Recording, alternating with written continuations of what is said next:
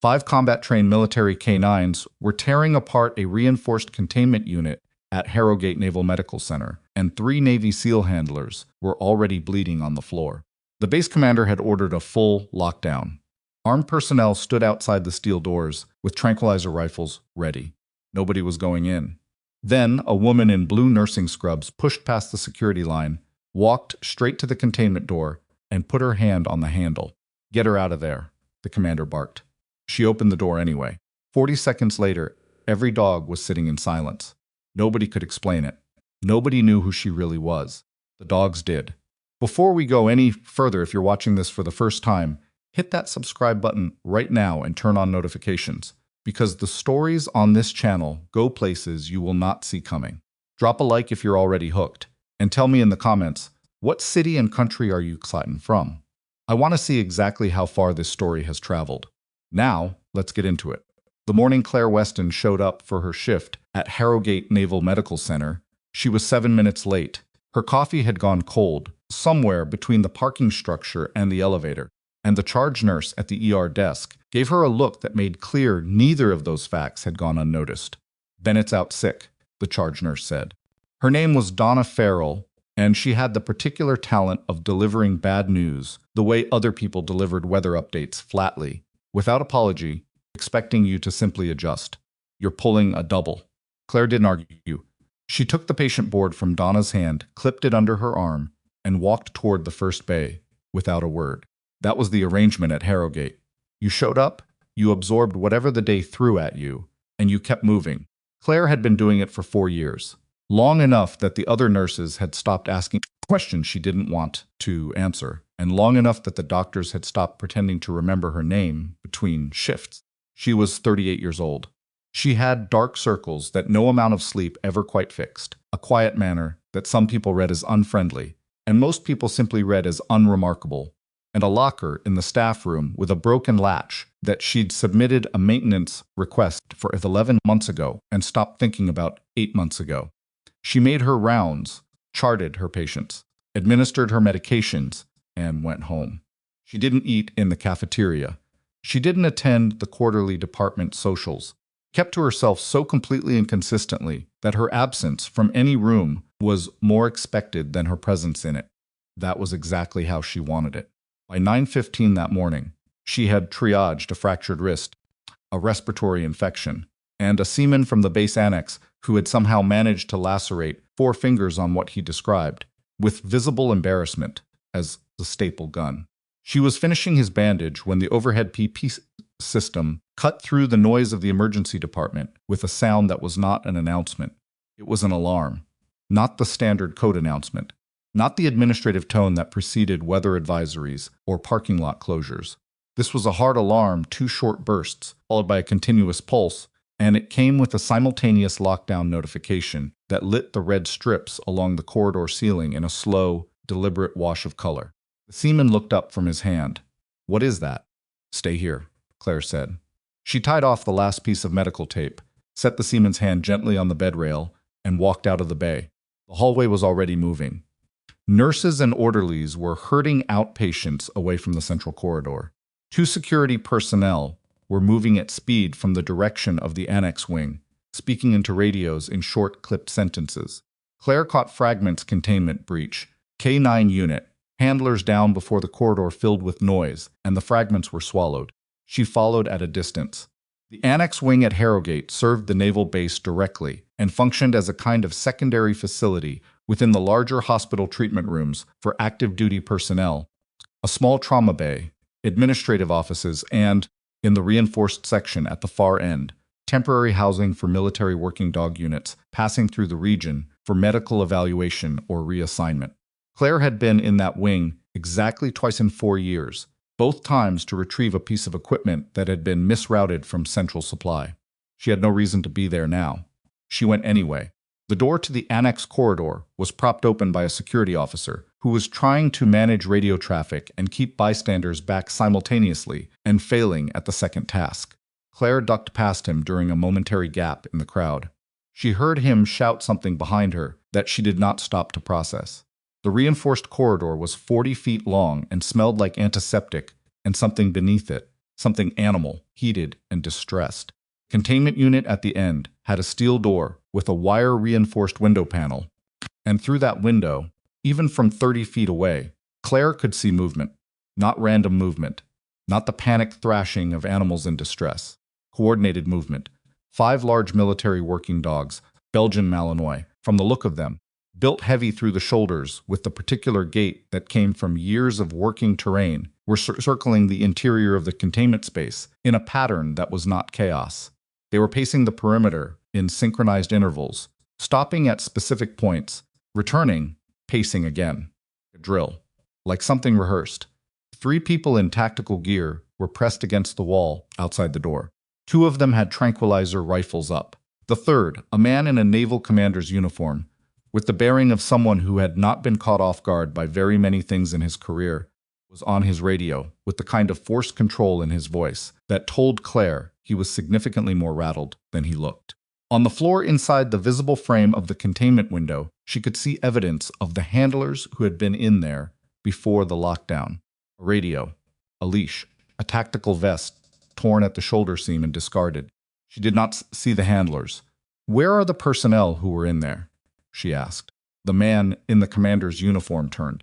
He was maybe 50, built wide across the jaw, with gray at his temples, and the kind of eyes that moved in professional sweeps, assessing, categorizing, moving on. He looked at her scrubs. He looked at the badge clipped to her pocket. He looked at her face. Nurse, not a greeting, a categorization. "This corridor is under military lockdown. You need to turn around and return to the ER. Where are the handlers?" she asked again. "Being treated." He said it the way you said something to close a conversation. "The situation is contained. Return to your department." "It doesn't look contained," Claire said. She was looking at the window again. "Those animals are in a tactical formation. They're not attacking. They're running a perimeter check." Something shifted in the commander's expression. Not much. A small tightening around the jaw. "You have a medical background in canine behavior?" "I have eyes," Claire said. "And I'm telling you that if you open that door with tranquilizer rifles, you're going to escalate this. They're not in a threat posture. They're in a stress response. There's a difference." One of the officers with a rifle turned his head slightly. Claire, at the commander. The commander's name, as Claire would learn shortly, was Commander Derek Solis. He had been at Harrogate for 14 months, transferred from a joint operations base in the Pacific, and in that time he had developed a clear and consistent opinion about the civilian staff at the attached hospital, which was that they were competent within the 4 walls of their department and generally counterproductive outside of them. He had also in 14 months never seen a nurse in the annex corridor during a lockdown. "You have 30 seconds to exit this corridor," he said. Claire didn't move. The largest one, the one at the back left position, his breathing is wrong.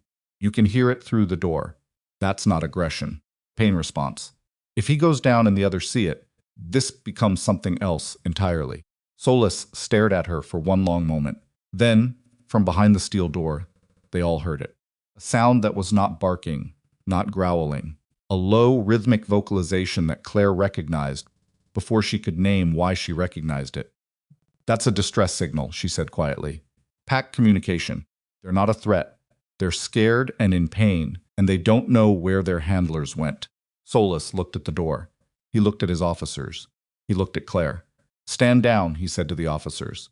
Then, to Claire, "If this gets worse, I will hold you personally responsible." "I understand," she said. She walked to the door. She didn't reach for the handle immediately. She stood close enough that she could see through the wire-reinforced panel, and she held still. Not performing stillness actually still. The kind that came from somewhere other than discipline. Kind that was just a thing your body knew how to do.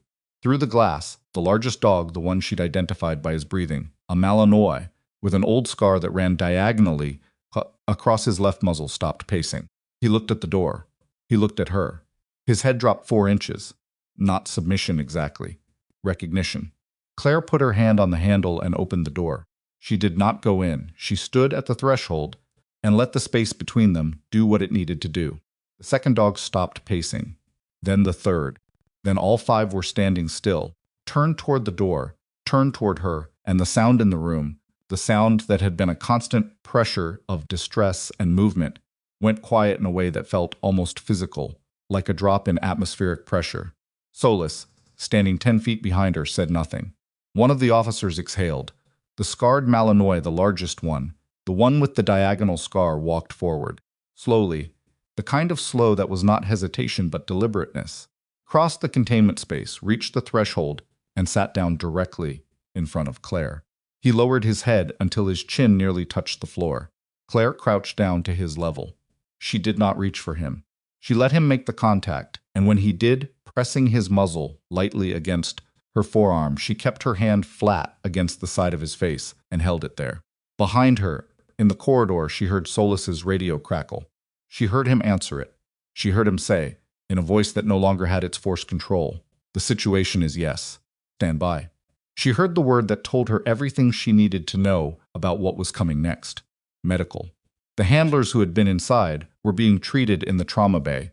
2 lacerations, 1 possible fracture. Not the dog's fault.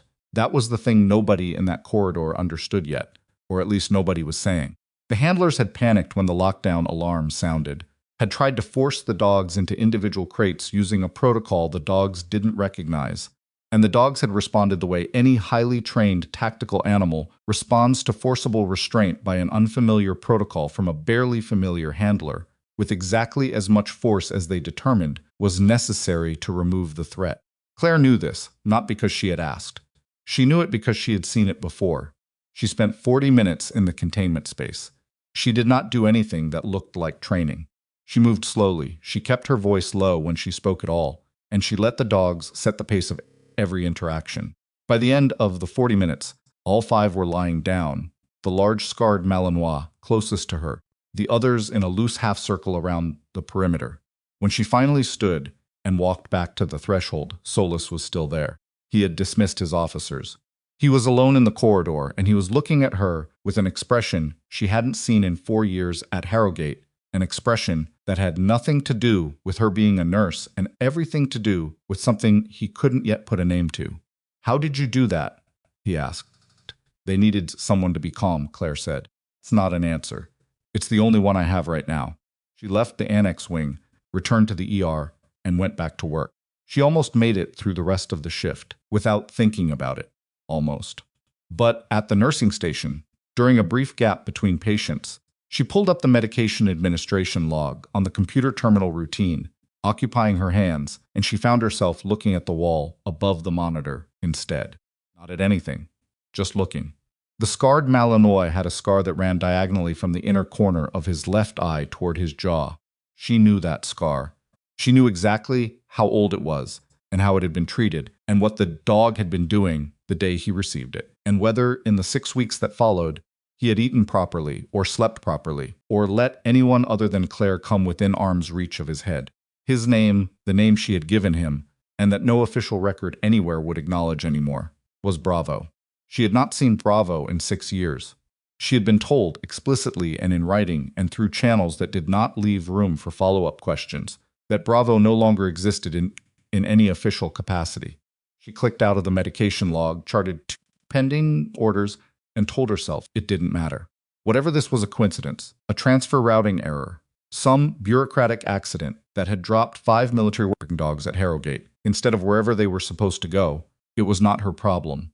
She had spent 4 years building a life that was not her problem.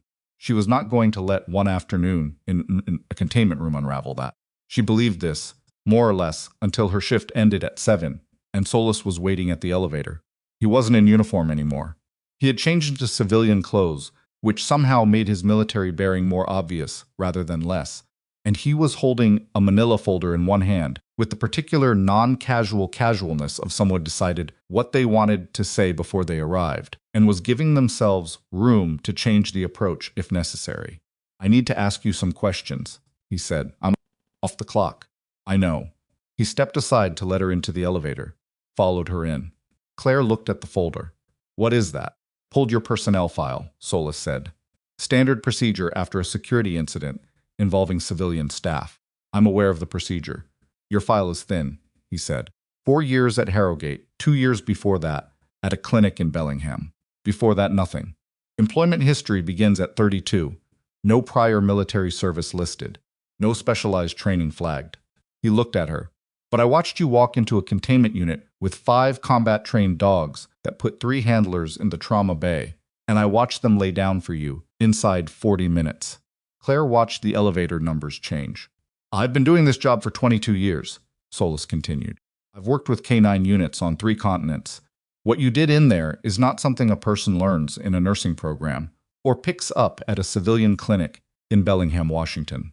The elevator opened on the ground floor. Claire walked out. Good night, Commander. The dogs recognized you, Solis said. He had followed her into the lobby. His voice was steady and not loud, which was somehow more insistent than if he'd raised it. That's not trained behavior. That's something else. And the large Malinois, the scarred one, he hasn't allowed contact from any handler since the unit arrived here 3 days ago.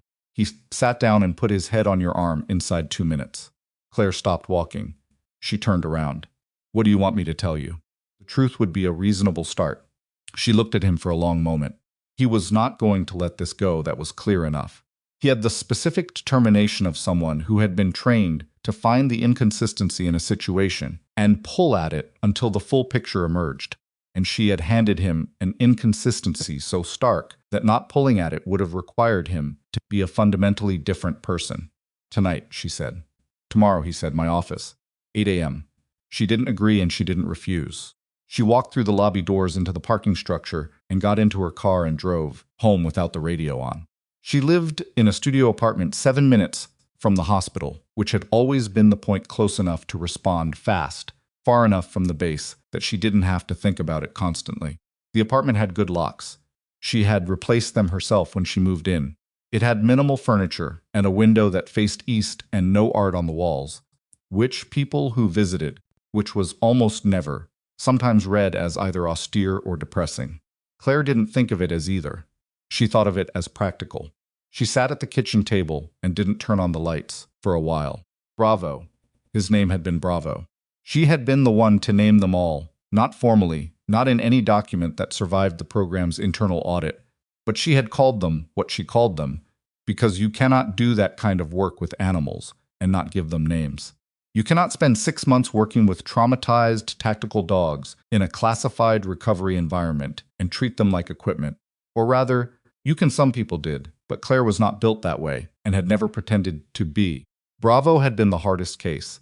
He had arrived at the recovery unit with the scar already on his face and already healed, but fresh enough that she could still read the shape of it, and with a neurological stress profile that the program's medical team had classified as unsuitable for reintegration. What that meant, in practical terms, was that they had already decided he was not worth the investment. What Claire had done about that decision was the reasons she was no longer part of the program. She turned the light on. She went to the kitchen and made tea she didn't drink. She stood at the window and looked at the parking lot.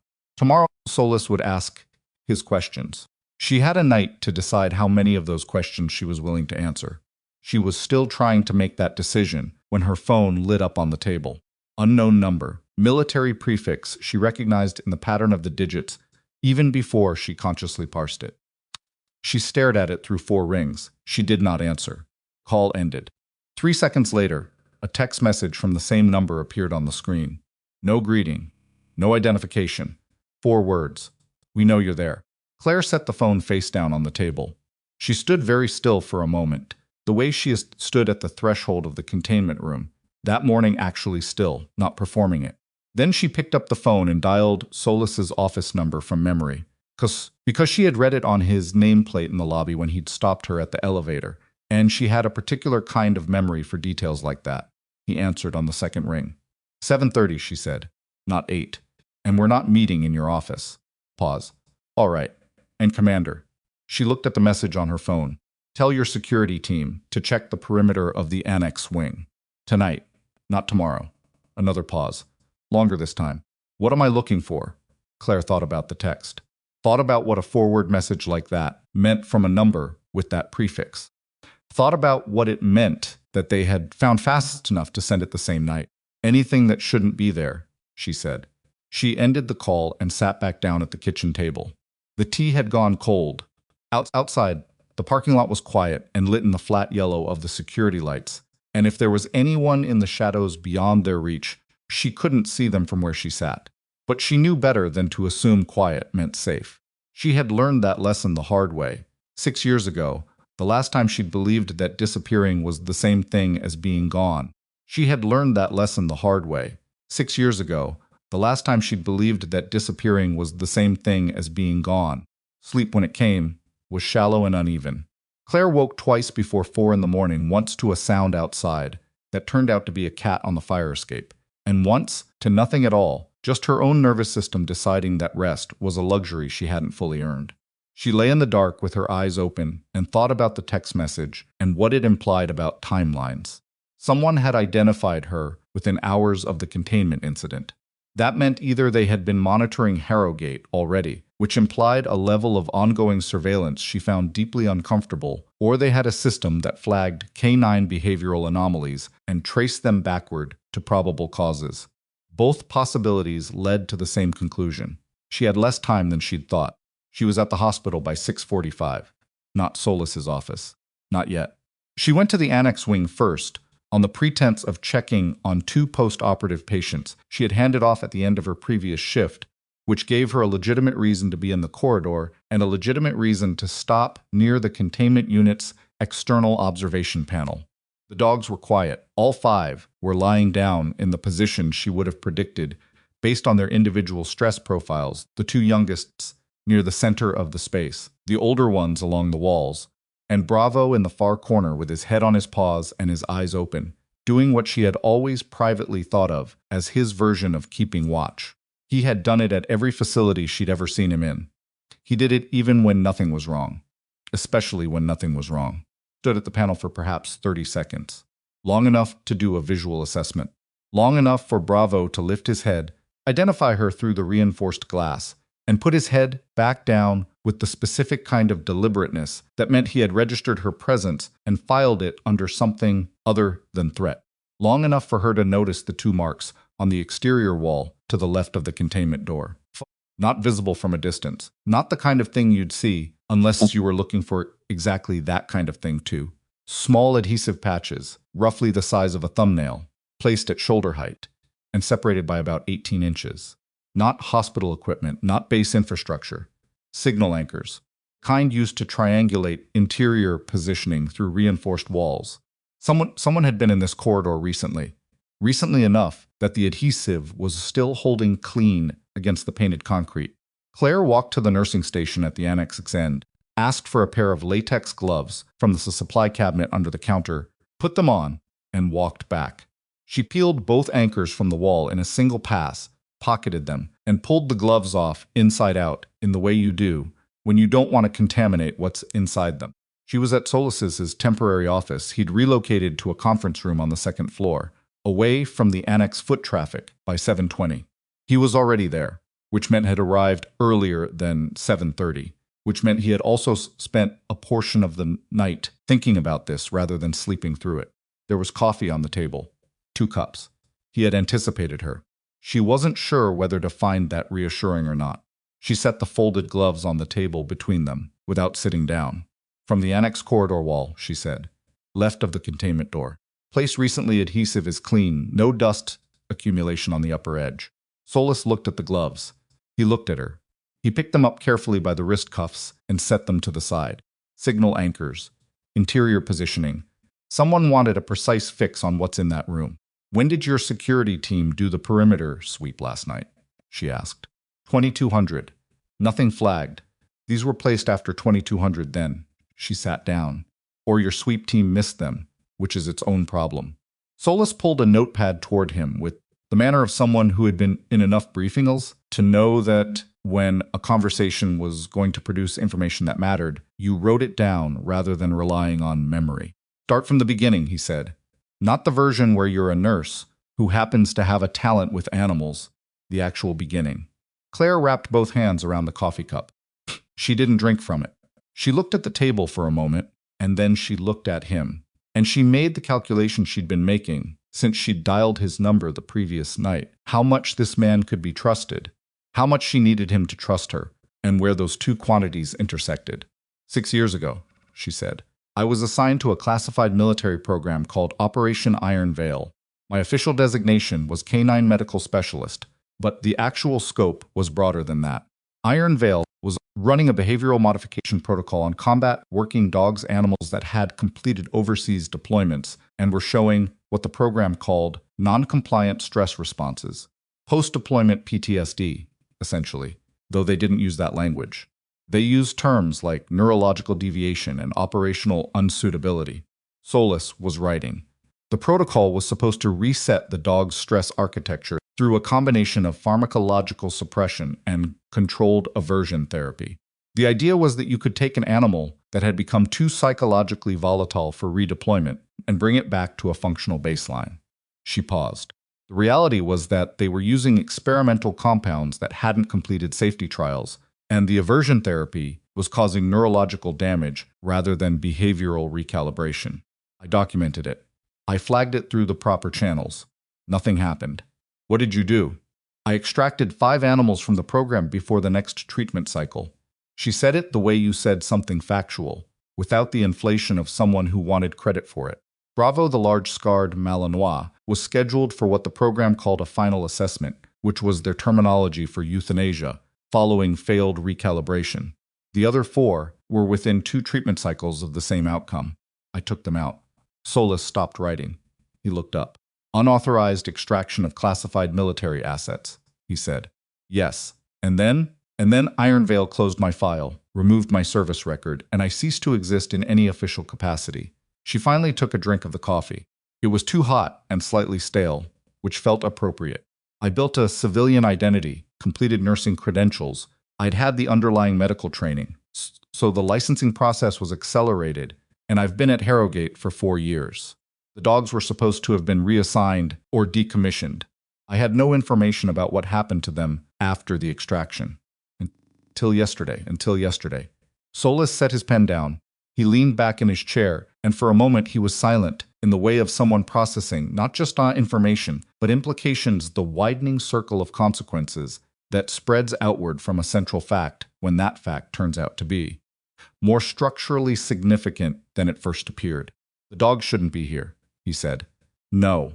They were transferred to Harrogate 3 days ago. Transfer paperwork listed them as standard evaluation and reassignment candidates from a joint training facility in Nevada.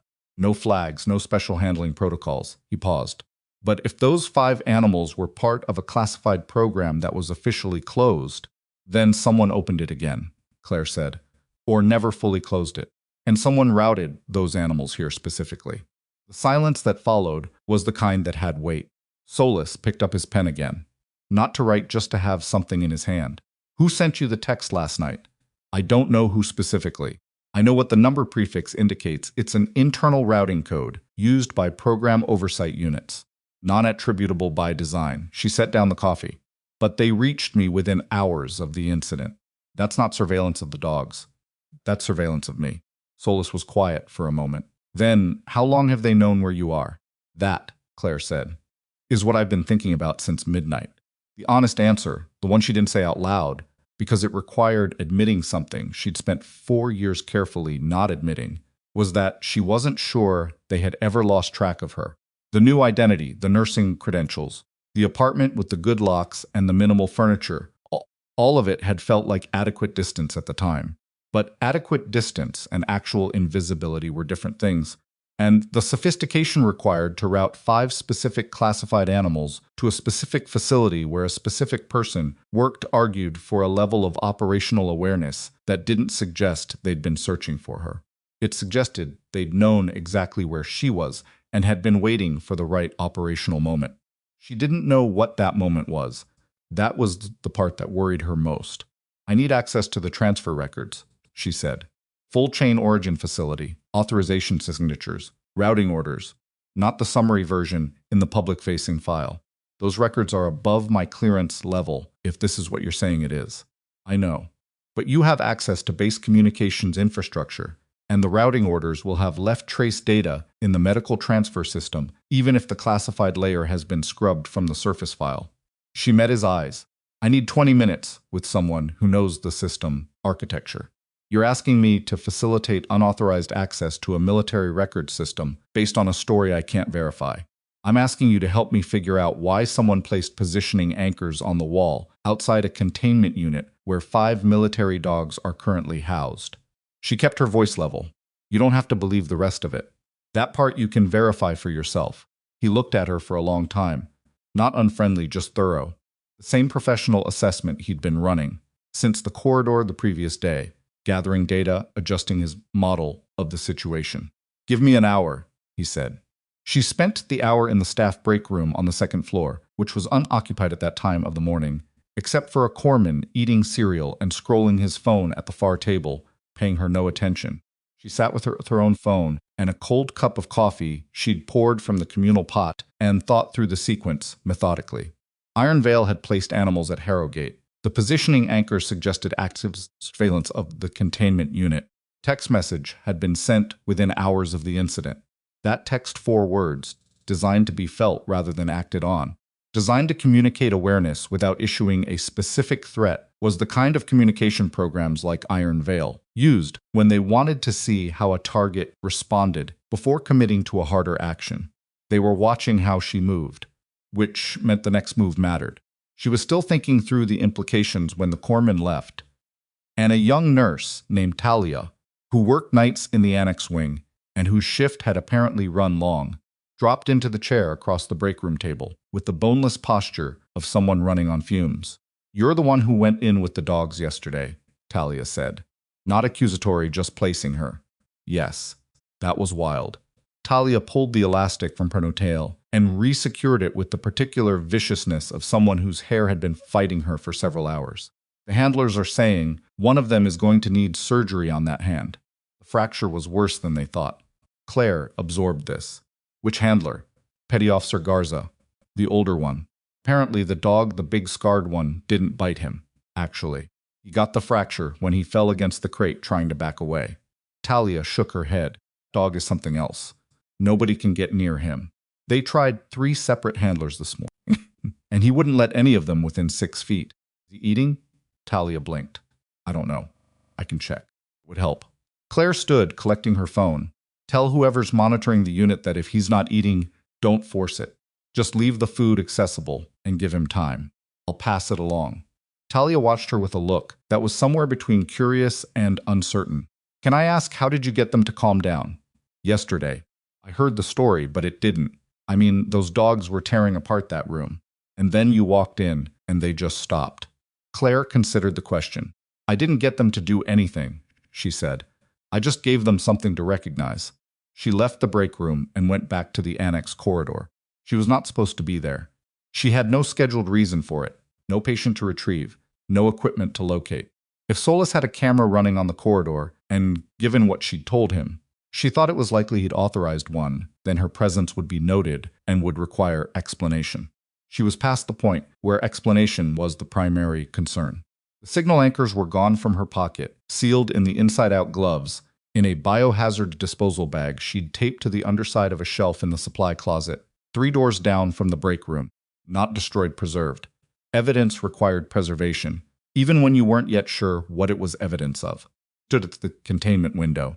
Bravo was still in his corner, still watching the room. He raised his head when she appeared at the glass, and this time he stood fully, deliberately, with the fluid economy of a working dog that had not forgotten a single thing about what its body was built to do. He walked to the glass and stood with his nose 2 inches from it. Claire put her hand flat against the panel. Bravo held still. The other 4 dogs, in their various positions around the room, registered the exchange and did not react, which was its own kind of statement. 5 working animals who knew the difference between a threat at the perimeter and a familiar presence, and who were adjusting their response accordingly. She was still standing there when she heard footsteps behind her and turned to find Solus with a tablet in one hand and an expression she hadn't seen on him before. Not the professional assessment, not the forced control. Something that looked, underneath its surface, like a man who had just discovered that the situation was significantly larger than he'd assumed when he walked into the office that morning. Found the routing origin, he said. Nevada? The surface document says Nevada. The trace data says the transfer authorization was issued from a non-public routing node that I'm told does not officially exist. He handed her the tablet. The authorization signature is a code string. not a name. But the originating node has a cross-reference tag in the base communication system flagged during a routine security update 2 years ago, and then apparently unflagged by someone with system administrator access. Claire looked at the screen. She looked at the cross-reference tag. She knew that tag. She hadn't seen it in 6 years.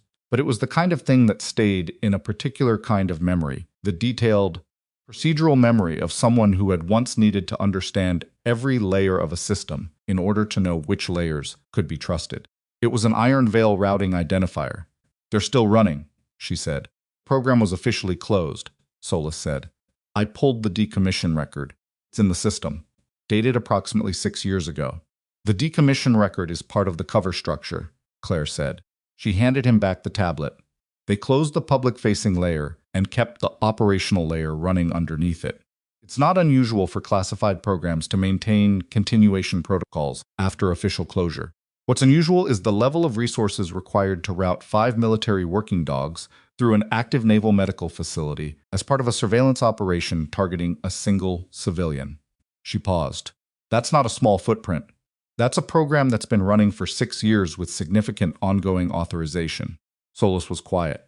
Outside the containment window, Bravo had returned to his corner, though his head remained up. "How much of what you told me this morning can you document?" Solus asked. "Some of it." "How much?" "Enough to open an investigation." She looked at him. "If someone's willing to open one."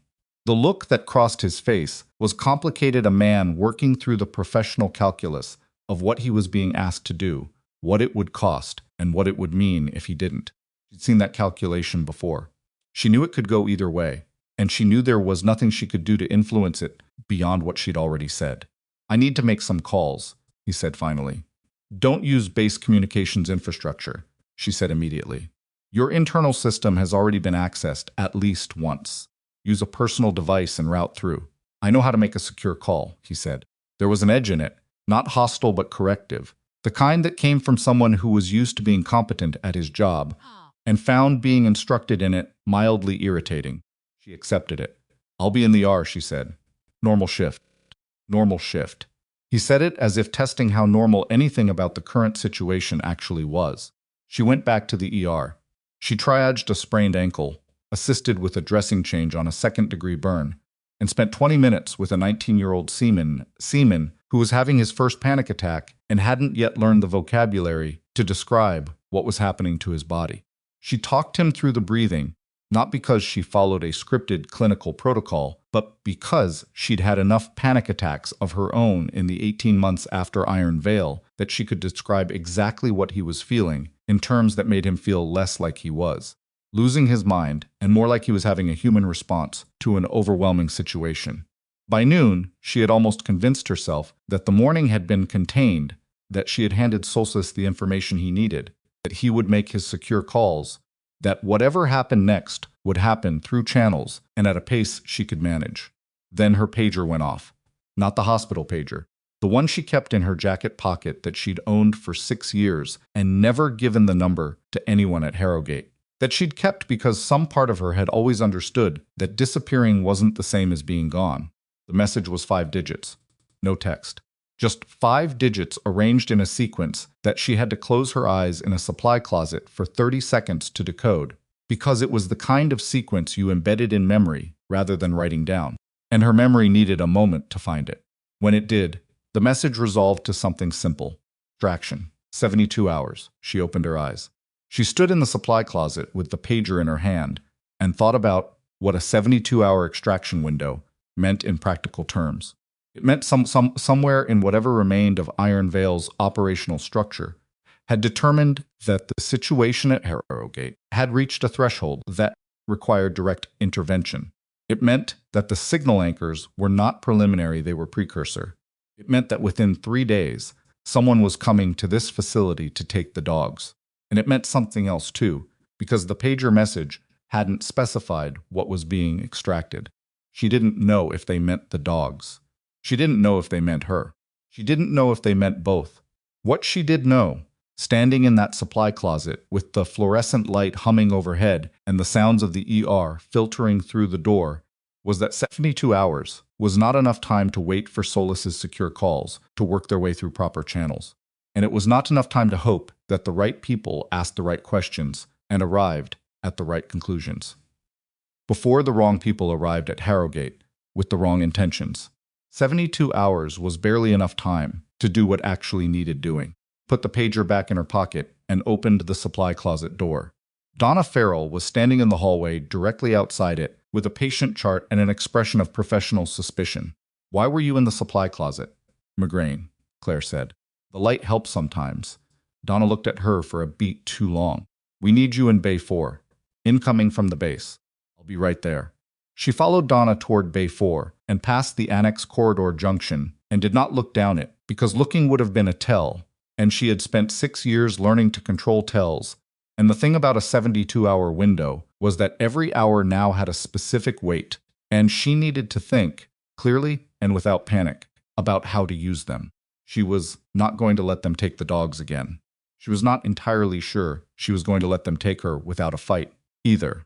But the most important thing, the thing she turned over in her mind while she walked toward Bay 4 and the incoming patient from the base and the rest of the ordinary afternoon, was that whoever had sent that pager message had made a significant mistake.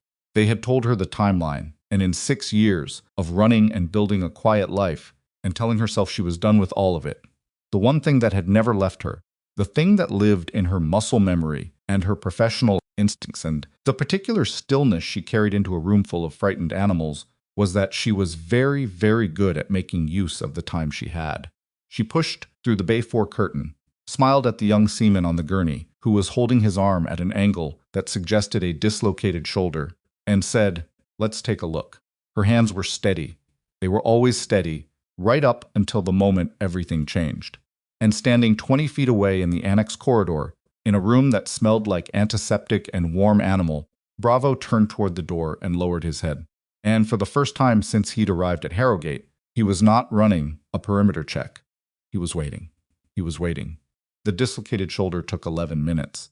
The seaman, 19 years old, left-handed, trying very hard not to make any sound that would undermine his self-image, as someone who handled pain well needed 2 attempts at reduction, because he tensed on the first and Claire had to talk him down before trying again. She did it efficiently, without irritation, and when the joint relocated and his face went from pale green to merely pale, she walked him through the aftercare instructions in plain language and sent him back to the base with a sling and a referral for imaging. Then she found an empty supply corridor and called Solis. "Timeline is 72 hours, she said when he answered. "Maybe less. I have reason to believe they're planning a physical extraction, the facility, the animals, possibly me. We don't have time for the call chain you were planning." A pause. "How do you know the timeline?" "I can't tell you how without telling you things that will complicate this conversation. What I need to know is whether you made contact with anyone external before I called."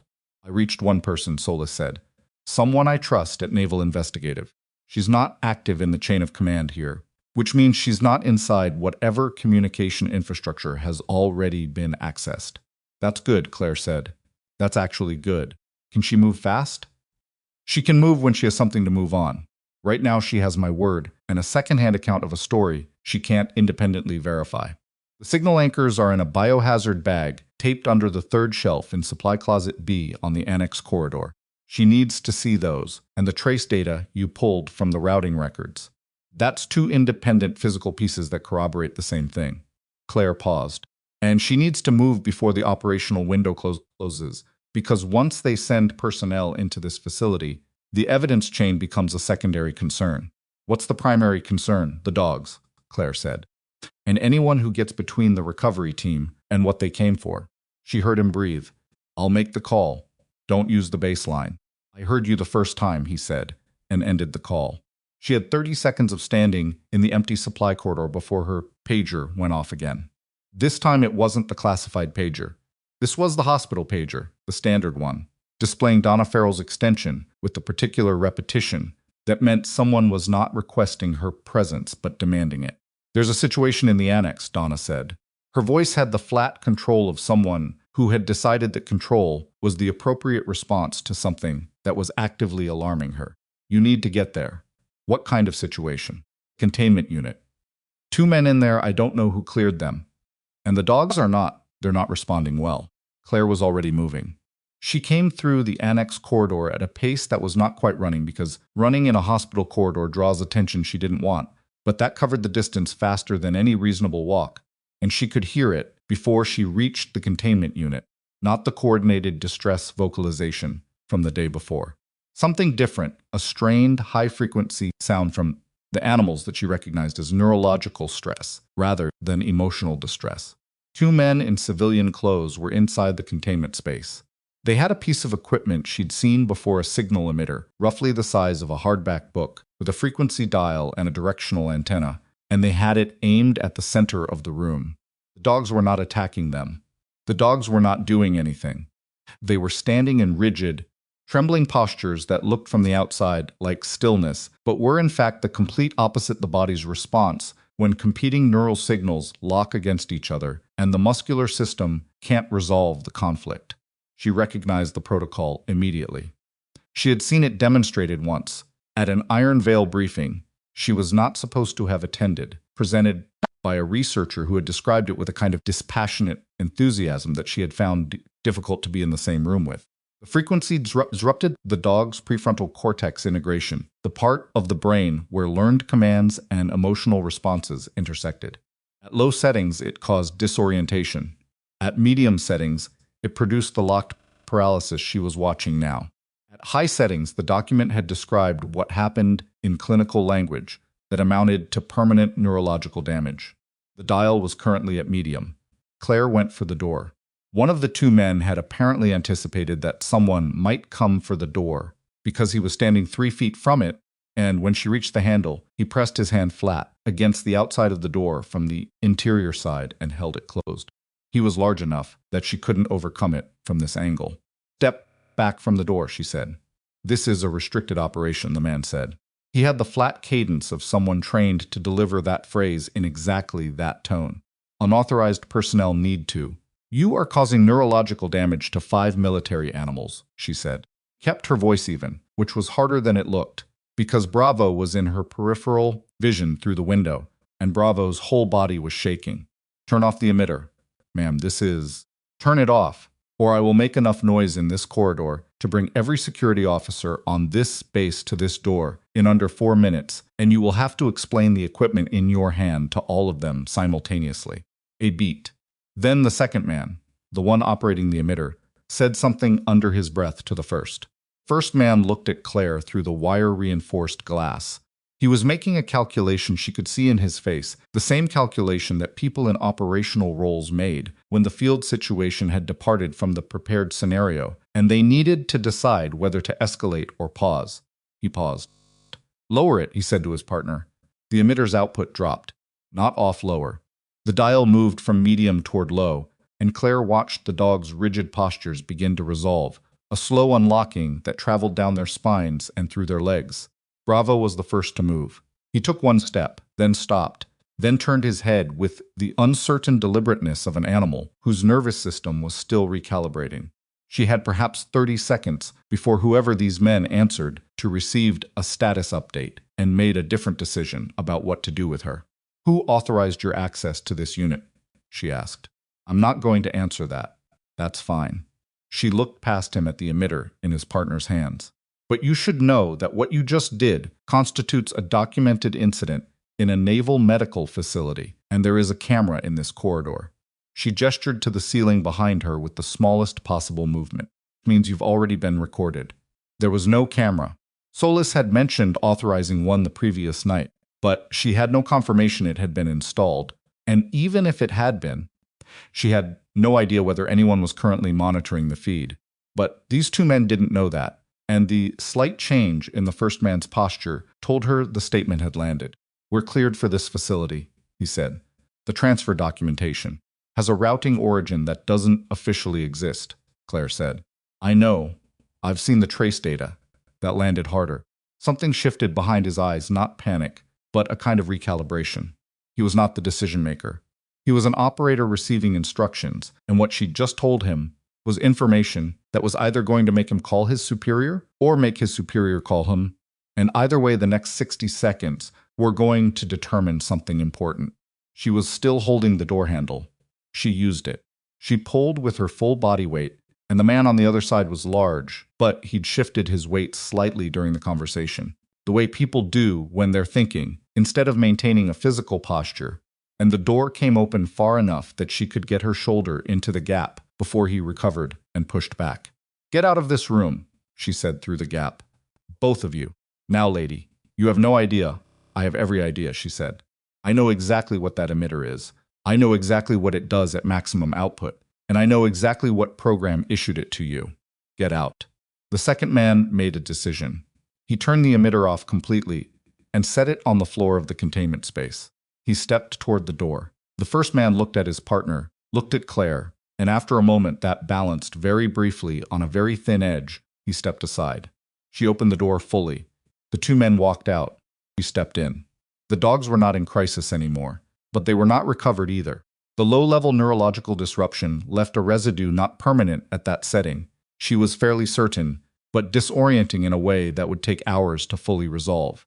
She moved through the room, the same way she'd moved on the first day, slowly and at the periphery, not reaching, not directing. She checked each animal's eyes for pupillary response, assessed their gait as they began to move again, listened to their breathing. Bravo found her before she reached him.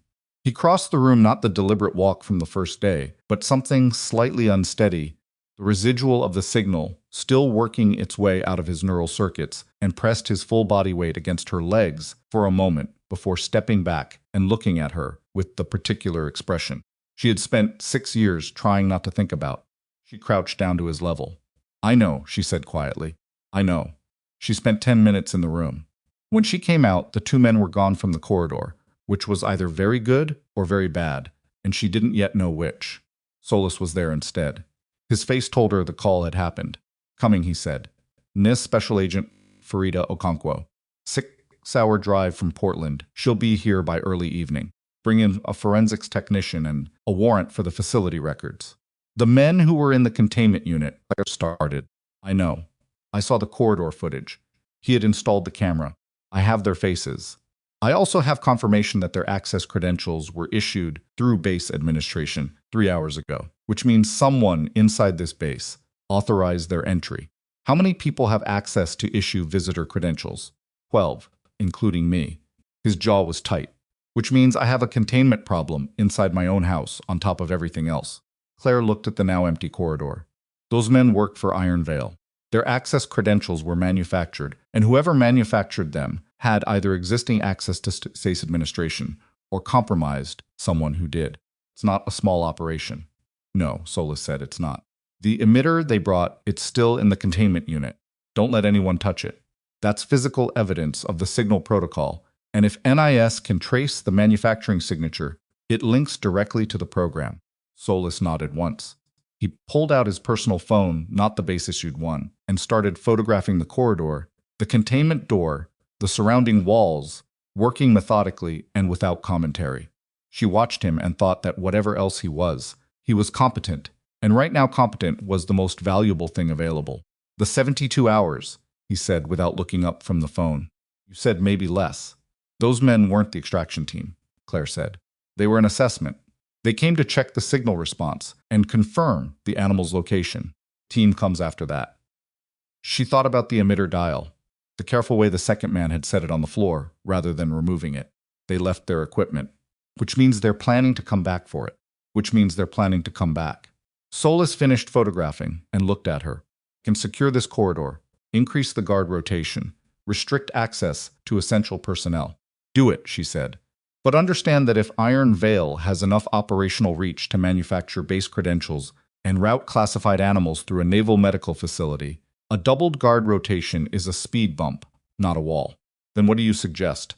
She thought about Agent Okonkwo, 6 hours away, thought about the warrant for facility records and what those records would show if someone hadn't already scrubbed them.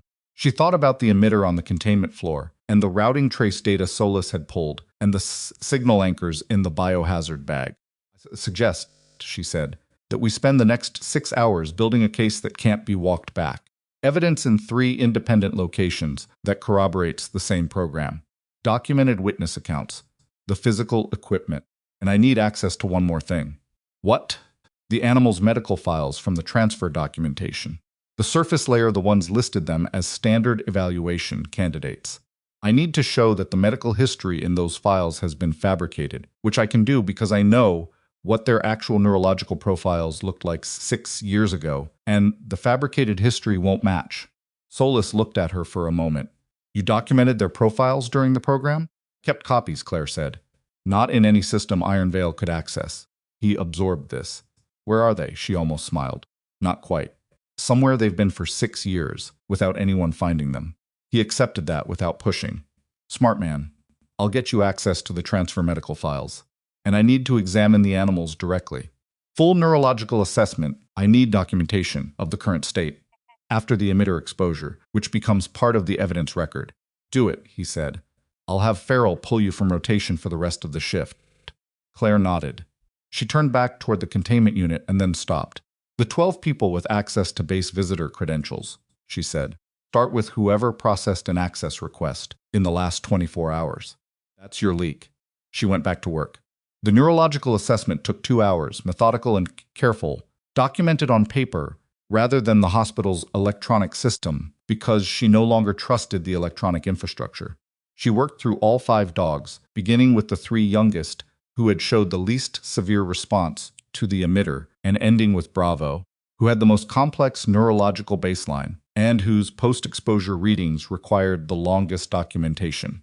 She noted pupillary response time, gait analysis, reactivity to controlled stimuli, and the specific vocal patterns that indicated whether the stress response was acute or had triggered an older, deeper stress architecture, the one that Iron Veil's original treatment protocol had tried to eliminate, and that she'd spent 6 months trying to stabilize. The good news, if it qualified as good, was that the medium-setting exposure hadn't caused lasting damage. The emitter worked by disrupting prefrontal integration. The same mechanism at high settings caused permanent damage because it overwhelmed the neural pathway entirely. But at medium, it was more like a system overload that the brain could recover from given time and absence of further disruption. Bravo's readings were the most concerning. He had pre-existing vulnerability in that particular neural network from the original program's treatment, and the current exposure had hit closer to the baseline than it would have for the others. But his recovery curve over the 2 hours of assessment was trending in the right direction. She documented everything. Every measurement, every observation, every comparison to what she knew of their historical profiles. It was a long record. It was also, piece by piece, the most detailed account in existence of what Iron Veil had done to these animals and what they had survived. She was finishing the last section of Bravo's assessment, sitting cross-legged on the containment floor with him lying beside her, and the other 4 dogs in loose formation around the room, when the door opened and Solis came in, closed it behind him. He sat on the floor against the opposite wall, which struck her as something she hadn't expected from him, and for a moment neither of them spoke. I found the access request, he said. It went through a lieutenant commander named Perry Wheatley in base administration. Processed the credentials at 0400 this morning, at 4 in the morning. He claims he was running a routine overnight update batch, and the request was mixed in with legitimate paperwork. Find that hard to accept. Does he have any prior connection to the program? Nothing in his official file. But his assignment to Harrogate was processed through a non-standard routing channel 8 months ago. Solis looked at the floor, which predates your containment incident by 8 months, which means someone placed him here. Claire set down her pen. They've been building this for 8 months, at least. She looked at Bravo. He had his head on his paws, watching the door with the patient attentiveness that had never left him regardless of what he'd been through. She thought about an 8-month operation. She thought about what that level of planning implied, not about the resources required, which she'd already assessed as significant, but about the intent. You didn't build an 8-month operational infrastructure for a simple retrieval. You built it for something larger, something that required the right location, the right personnel in the right positions, the right window. What was Harrogate's operational calendar for the next 30 days? She asked. Major events, inspections, command visits, anything that would create either a security gap or a high-visibility moment. Solis was quiet for a few seconds. Then, there's a joint interagency review scheduled for next week. Congressional staffers, DoD oversight representatives. A routine inspection, or it was scheduled as routine. Not routine, Claire said. No, he said slowly. Iron Veil is planning to extract the animals and any associated personnel before the oversight review. They're not planning to extract before the review. She picked up the pen again. They're planning to use the review.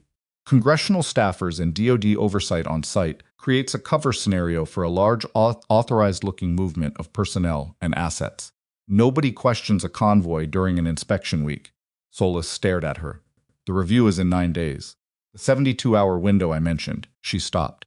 She did the math. They're not extracting in 72 hours. 72 hours is their preparation window. The actual extraction is keyed to the inspection. The room recalibrated in her mind. 9 days instead of 3. More time, but a different problem. 9 days during which Iron Veil would be actively setting the stage, moving assets into position, ensuring that when the window opened, everything was aligned for a clean, authorized-looking operation that nobody would question until it was already done, Conquasolis said. When she arrives tonight, she needs to know about the review, Claire said, and she needs to accelerate whatever investigation she's opening, because the moment Iron Veil determines that NIS has been contacted, the preparation window compresses. They will move faster. How quickly would they know? If Wheatley is still in contact with his handlers, pulled his base access card 40 minutes ago, Solis said. He's in my office, under informal hold pending investigation. Good. She met his eyes. But informal hold isn't custody, and if he has another communication channel, her hospital pager went off. She looked at the number. It was the annex nursing station, the one Talia worked. She returned the page from her cell phone, and Talia answered on the first ring with none of the tired flatness from the break room. There are people at the annex entrance, Talia said. 4 of them. They have military ID, and they're asking for Commander Solis by name, and one of them is asking about the containment unit, and I didn't know if I should. Don't let them into the corridor, Claire said. Tell them the commander is unavailable, and ask them to wait in the administrative reception area. Can you do that? I think yes. Do it now. She ended the call and looked at Solis. 4 people at the annex entrance asking for you by name, she said. Not the 2 from this morning. 4. Solis was already on his feet. He had the look of someone who had been in difficult situations before and had made peace with the fact that difficult situations had a tendency to accelerate past the point where you would prefer to have more time to prepare. Kunquo is still 4 hours out, he said. I know. Wheatley is in my office. I know. And 4 Iron Veil operatives are at my annex entrance. Yes, she capped the pen and stood, gathering the assessment documentation. So we have approximately 5 minutes to decide how we're going to handle this before they get tired of waiting in reception. Solis looked at the dogs. He looked at the door. He looked at Claire. What do you need? He asked. She had already been thinking about this, in the way she'd been thinking about all of it, not in the performed calm of someone managing their anxiety, but in the actual calm of someone who had spent 6 years rebuilding, and the 2 days before that rebuilding everything that had been dismantled, and who understood that the difference between a situation that could be survived and a situation that could not was usually a small number of correctly sequenced decisions made without the luxury of complete information. I need Wheatley separated from any communication device he hasn't already had confiscated, she said. I need someone you trust, not Farrell. Someone with security authority standing in that corridor between the annex entrance and this unit. I need the emitter photographed and bagged without anyone moving it from this room. And I need 5 minutes alone in the containment unit before you go out there. 5 minutes for what? She looked at Bravo. He looked back at her. Steady and patient and alert in the way of an animal that had been through enough to understand that waiting was sometimes the most tactical thing available to you. I need to tell him what's coming, she said. Solis held her gaze for a beat. Then he nodded once and walked out. She turned back to the room. 5 military working dogs, 6 years of distance and paperwork, and a quiet life she'd built on the premise that some chapters closed and stayed closed. She had known, on some level she'd never let herself fully examine, that this one hadn't. The knowledge had lived in the good locks on her apartment door and the non-answering of unknown calls and the pager she'd kept charged for 6 years without admitting to herself why. She crouched in front of Bravo. He was watching the door now, the way he'd been watching it all morning, not the door specifically, but the space beyond it, the direction of approach. I'm not leaving, she said quietly. Whatever happens tonight, I'm not going anywhere. He held her eyes for a moment. Then he looked back at the door. From the far end of the corridor, through two walls and a locked annex entrance, she heard the low, distinctive cadence of a radio being keyed, multiple times. The kind of keying pattern that wasn't communication, it was a signal. Kind you sent when you were telling your people to move. 4 minutes she'd estimated compressed to 2. She stood. She gathered the documentation under her arm. She looked at all 5 dogs, working through the room in the practiced sweep she'd used 100 times in environments she'd never talk about in any official setting. She walked to the door. Outside, in the corridor, she heard boots. More than 4 people's worth of boots. More than she'd been told to expect. And beneath the sound of the boots, she heard something else, the specific, high-pitched whine of a piece of electronic equipment powering up. Not the emitter they'd left behind. A different frequency. A different device. And she understood, in the half-second before the corridor alarm went off and the annex wing went into lockdown, that the 4 people at the entrance had not been the primary team. They'd been the distraction. The primary team was already inside.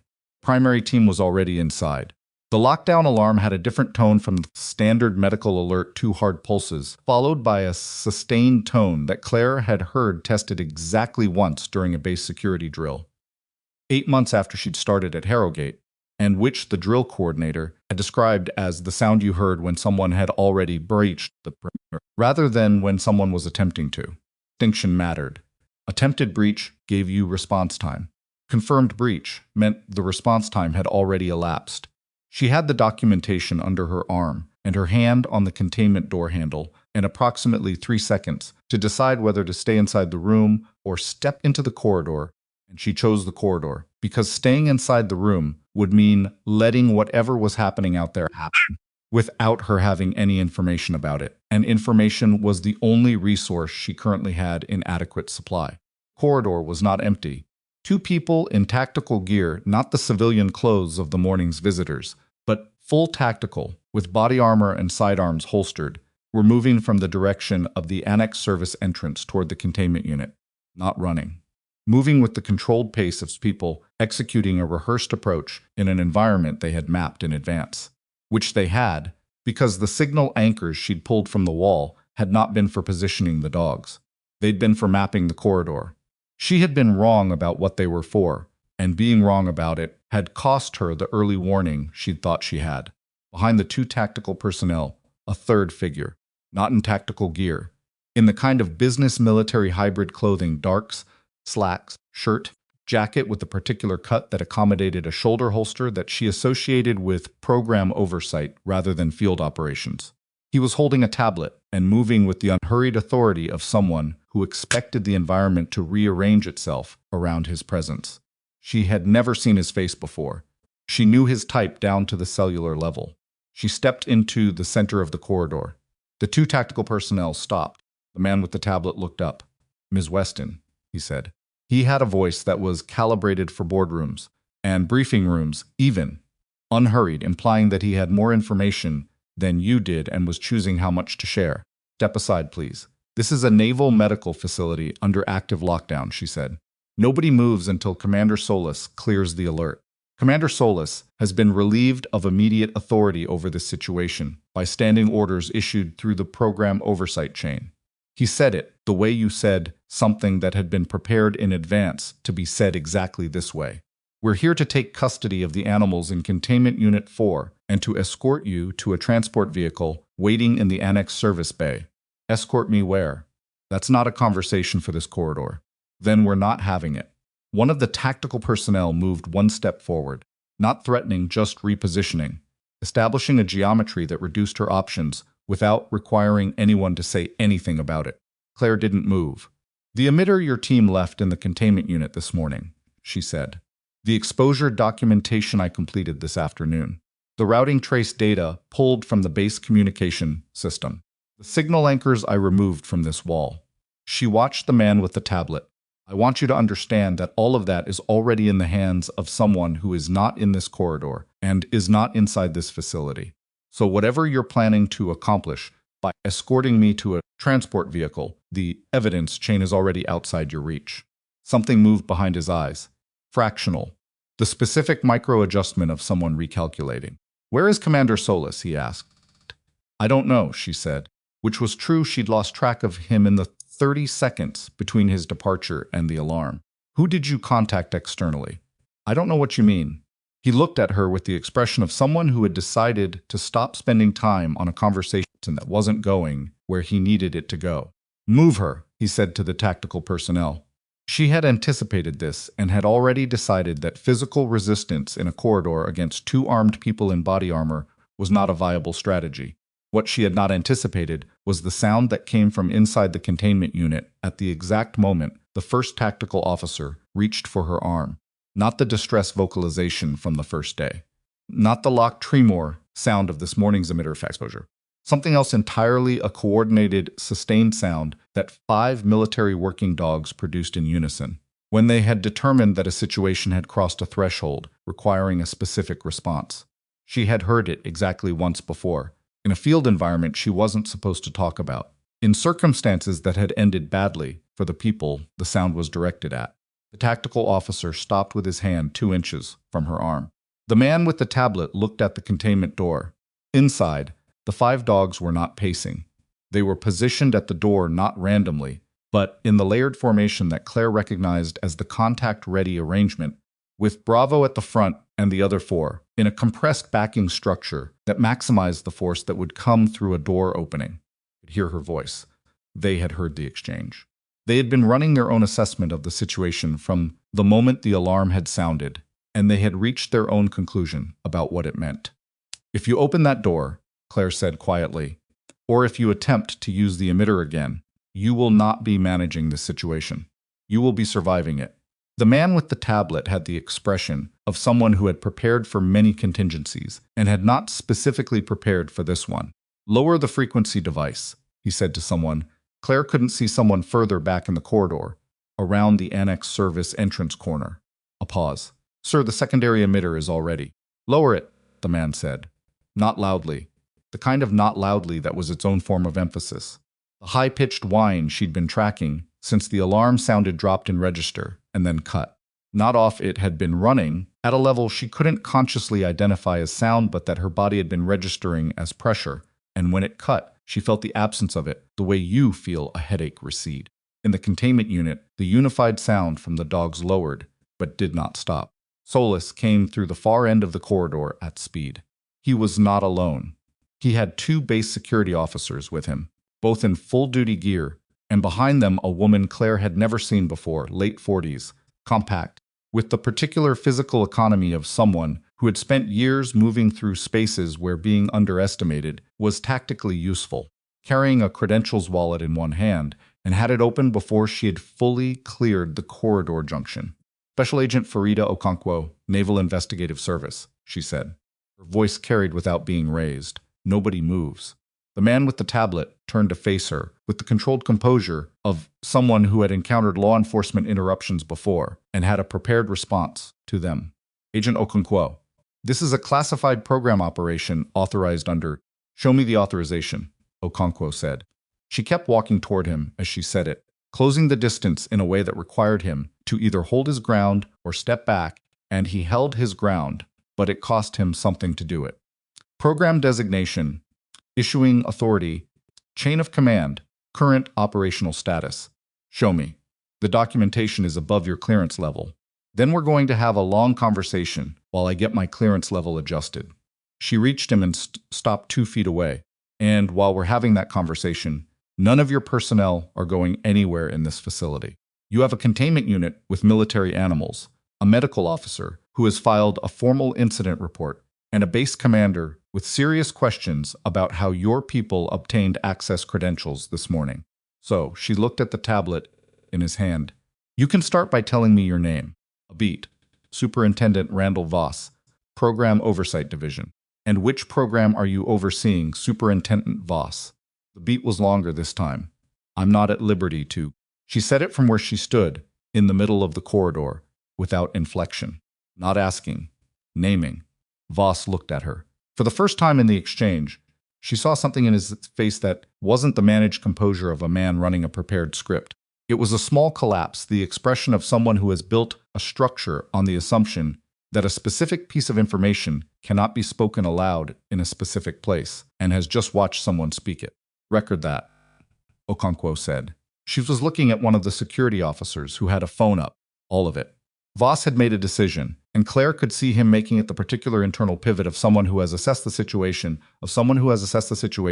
and determined that the correct next move is to stop talking. Closed the tablet against his chest. He looked at his tactical personnel. He looked at Okonkwo. I want legal counsel before I say anything further, he said. That's your right, Okonkwo said.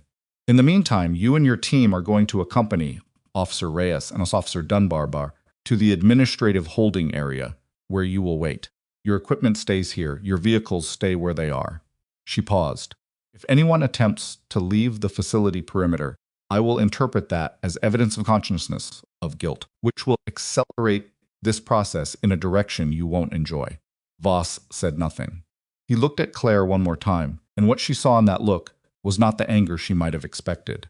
It was something closer to assessment, a man trying to understand, at the last possible moment, where he had made the error that had brought him to this corridor. She met his gaze and didn't answer the question he wasn't asking. Tactical personnel were escorted out. Voss followed them, with Okonkwo behind him and her phone recording, and the corridor cleared in under 2 minutes with the brisk efficiency of someone who had done this kind of thing enough times to have a practiced rhythm for it. Solis came to stand beside Claire. She made good time, Claire said. She was already driving when I called, he said. She'd had a flag on Iron Vale's routing identifier for 18 months. She was waiting for a trigger event. Claire absorbed this. She knew about the program. She knew about the identifier. Didn't have enough to move on. This gave her enough. From inside the containment unit, the sound from the dogs had dropped further and then gone quiet. Through the wire-reinforced glass, she could see Bravo step back from the door and return to his position in the far corner. The others followed his lead. She let herself breathe for what felt like the first time since the alarm had sounded. The next 4 hours were not the clean resolution that situations looked like in retrospect. They were messy and bureaucratic and interrupted the way real events were. Okonkwo conducting 3 separate interviews in the Annex Administrative Office, Solis managing the facility lockdown and the base chain of command simultaneously, Claire providing a formal witness statement that took 90 minutes because Okonkwo asked good questions, and the complete answers were not short. The documentation Claire had compiled that afternoon, the neurological assessment, the comparative profiles, the formal incident record became, in the course of those 90 minutes, the evidentiary core of what Okonkwo described to her supervisor in one brief phone call as a very significant problem. Lieutenant Commander Wheatley, who had been in informal hold in Solis's office since mid-afternoon, was transferred to formal NIS custody when the formal credentials fraud evidence was documented. Stopped performing the position that the access request had been routine, approximately 4 minutes into his interview with Okonkwo, at which point he requested legal counsel and stopped speaking. His silence was, as Okonkwo noted without emphasis, itself a kind of answer. The emitter was photographed, bagged, and documented. The secondary device from the service entrance, a larger, higher-powered unit that had been set up and partially activated before Solis's arrival in the corridor, was likewise bagged and documented.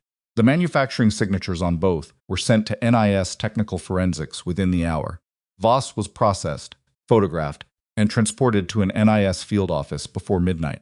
His 2 tactical personnel went with him. They had not spoken after he'd asked for counsel, and they didn't speak now. By 11 at night, Harrogate Annex Wing was quiet. The lockdown had been formally lifted at 9. Night shift had come on with the particular pointed lack of questions that characterized people who understood something significant had happened and had correctly determined that asking about it was not their responsibility.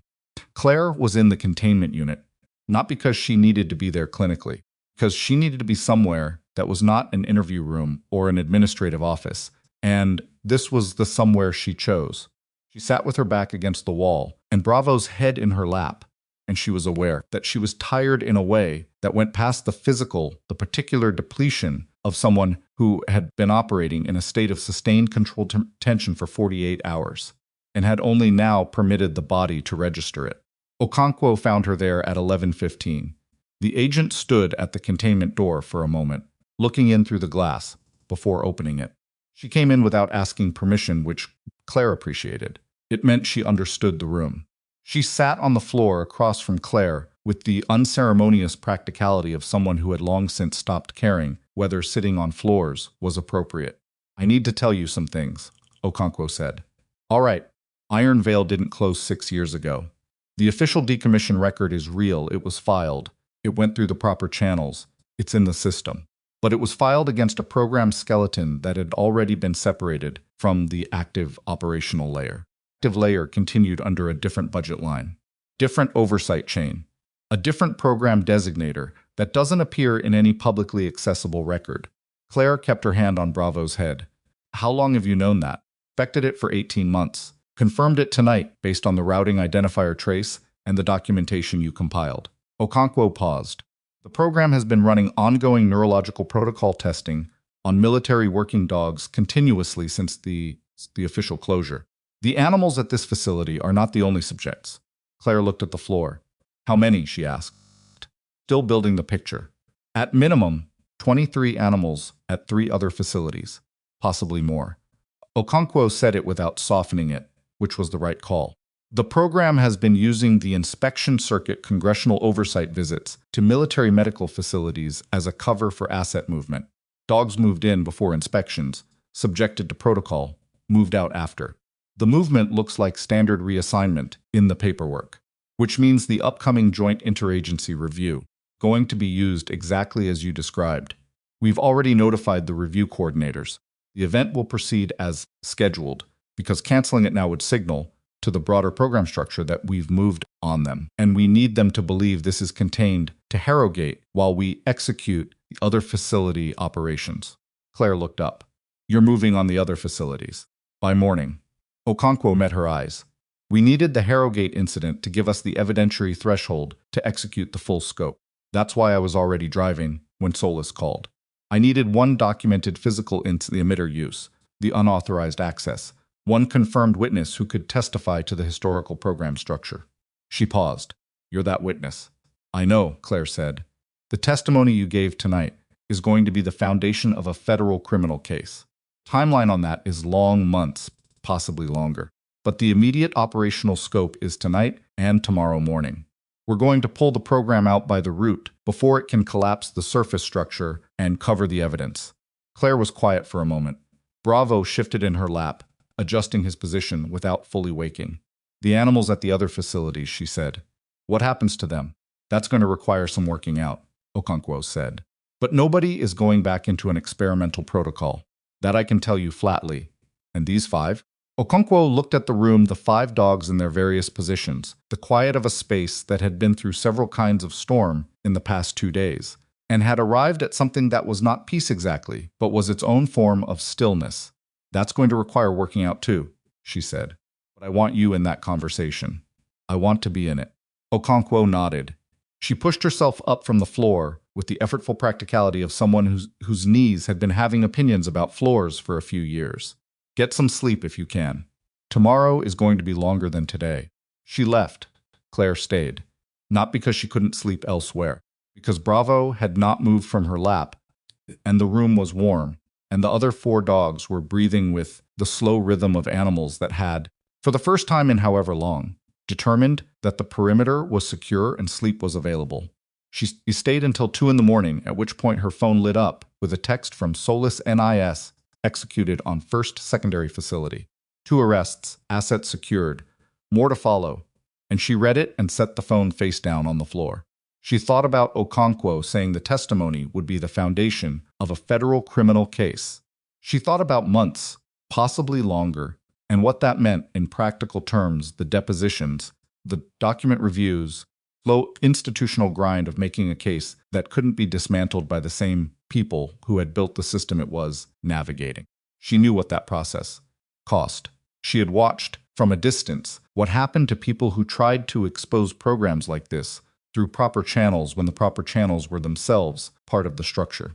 What was different this time, the only thing that was meaningfully different, was that the evidence had been assembled in the right sequence, in the right hands, but before anyone had the opportunity to decide it should not exist.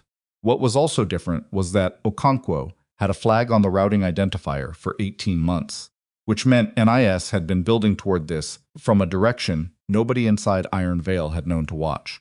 That was the thread they hadn't accounted for. Programs that operated under the assumption that they were unwatched always had a thread. They became efficient in ways that left traces, and the traces accumulated over 18 months into a flag that became a trigger event, that became a woman on the floor of a containment unit with a sleeping dog in her lap and a text message from a naval commander confirming that the first domino had fallen.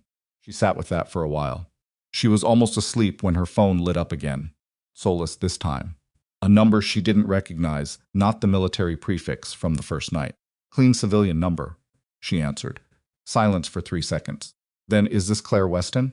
Male voice older. Not a voice she could place. Who's asking? She said. My name is Harlan Pruitt, the voice said. I was Iron Veil's founding program director.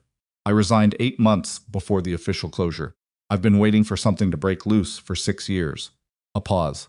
I have documentation that goes further back than anything you've given NIS tonight. Primary source records. The original experimental authorization. Chain of command above Voss. Another pause. I want to talk. Claire stood up from the floor without disturbing Bravo, which required a specific kind of careful movement that she managed by long practice. She walked to the containment door and out into the corridor. Where are you? She asked. 40 minutes from Harrogate, Pruitt said. I've been in the area for 3 days. I was waiting to see which way this went before I made contact. 3 days. He'd been in the area since before the containment incident. Since before she'd walked into that room and put her hand on a door handle and changed the geometry of a situation she hadn't fully understood yet. Who else knows you're contacting me? She asked. Nobody. Does anyone know you're in the area? A pause that was slightly too long to be comfortable. Mr. Pruitt, she said. Does anyone know where you are right now? I took precautions, he said, but I've been making calls for 2 days, trying to determine who to approach. She closed her eyes briefly. He had been making calls for 2 days from the area surrounding Harrogate, while Iron Veil was actively running surveillance on the facility. He had been trying to determine who to approach, which meant he had been communicating through channels that were not secured, which meant there was a reasonable probability that Iron Veil's operational layer, which had not been fully dismantled, because the 3 other facilities had not yet been executed, as of the text from Solus 20 minutes ago, knew that the founding program director had been in contact with someone near Harrogate. Drive to the facility, she said. Don't stop anywhere. Don't make any additional calls. Come directly to the main entrance and ask for Commander Solus. Can do that, Pruitt said. But you should know the documentation I have includes a name, not Voss. Above Voss. The person who authorized the continuation after the official closure. Claire looked down the empty annex corridor. The lights were on the overnight, setting lower. Institutional, casting the kind of flat illumination that made everything look slightly more like a waiting room than a place where anything urgent had ever happened. Tell me when you're inside, she said. There's one more thing, Pruitt said. The name on the authorization, it's someone who's going to be present at the joint interagency review next week. As an observer, she waited. As the supervising congressional representative, Pruitt said, person who's been running oversight cover for this program for 4 years is the same person who's been running the congressional inspection circuit it was hiding behind. Corridor was quiet. From inside the containment unit, she could hear the slow, steady breathing of 5 animals who had finally, for the first time in a very long time, fallen into real sleep. Drive fast, Claire said, and ended the call. She stood in the corridor and held the phone against her palm, and thought about a congressional representative walking into Harrogate in 9 days for a routine oversight review, not knowing yet that the program they'd been covering for 4 years had been blown open from the inside, but also not knowing what Pruitt was carrying in whatever documentation he'd kept for 6 years, and not knowing that the founding program director had been 40 minutes outside the facility for 3 days, and not knowing, perhaps most importantly, that an ER nurse who had been supposed to disappear had instead spent 2 days quietly building the thing that would take them apart. The containment unit door was still slightly ajar. Through the gap, in the low, overnight light, Bravo had raised his head from the floor. He was looking at the door, not the way he looked at a threat.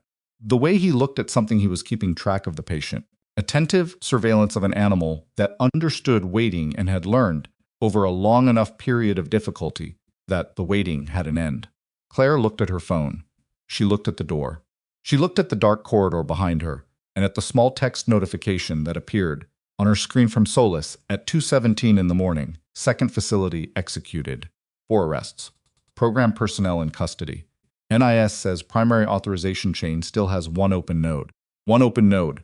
Somewhere between Harrogate and whatever clean civilian address a congressional representative used as their public-facing contact information, one person was still unaware that the 40 minutes between now and Pruitt's arrival at the main entrance were the last 40 minutes in which they could be described as untouched. After that, the documentation would be in NIS's hands, and nothing would be theoretical anymore. Claire went back inside the containment unit, sat back down on the floor, and waited with the dogs. Pruitt arrived at 38 minutes, not 40.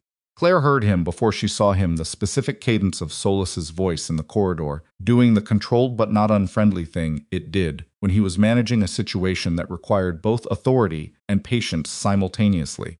She stood, stepped over Bravo's outstretched legs without waking him, and came out of the containment unit to find a man who looked like he'd been carrying something heavy for a very long time and had finally, in the last 38 minutes of driving, decided to set it down. Harlan Pruitt was somewhere in his mid-60s, thin through the shoulders in a way that suggested the thinness was recent, with the careful posture of someone who had spent decades in rooms where posture communicated something about authority and had not entirely shed the habit even now, when the authority was gone. He was carrying a weathered leather messenger bag against his side, with one hand pressed flat against it, which was the body language of a man protecting the contents rather than just transporting them. He looked at Claire, the way people looked at someone they'd constructed a mental image of from secondhand information and were now adjusting in real time. "You're younger than I expected," he said. "You're later than you said," she replied. "What took the extra 2 minutes?" "I pulled over to be sick," he said, with a directness that surprised her. "I've been holding this for 6 years, and I wasn't. I needed a moment." She accepted that without comment because it was honest, and honesty deserved that much. Solis brought them to the second-floor conference room, the same one where he'd laid out the routing trace data that morning, which felt like a different era, and Okonkwo, who had not left the facility and had apparently been running on coffee and professional momentum, joined them within 4 minutes of being texted. Pruitt opened the messenger bag. The documentation was physical, not digital backups, not cloud storage, physical paper, some of it printed on the kind of institutional stationery that carried header codes, identifying the issuing body, some of it handwritten in the small, precise script of someone who had been trained to take notes rather than rely on memory. There were also 3 USB drives, labeled in the same small script, and a series of photographs, not digital, actual photographs, printed and dated on the reverse in ballpoint. He laid it out on the conference table methodically, not randomly, someone who had thought about the order in which things should be presented, who had rehearsed this moment enough times in his own head that he could walk through it without referring to notes. Iron Veil was authorized in its original form as a legitimate post-deployment behavioral rehabilitation program, he said. The early work was defensible. There were real animals with real neurological trauma and real need for structured intervention. I believed in the initial scope. He touched the edge of a printed document without picking it up. The experimental compound protocol was introduced 18 months in, after the program received additional classified funding from a source that was not in the standard military research budget chain. Flagged it. I was told the authorization was as above my clearance level and to continue program operations. "Who told you that?" Okonkwo asked. "The person I reported to." "Who reported to the person whose name I'm going to give you?"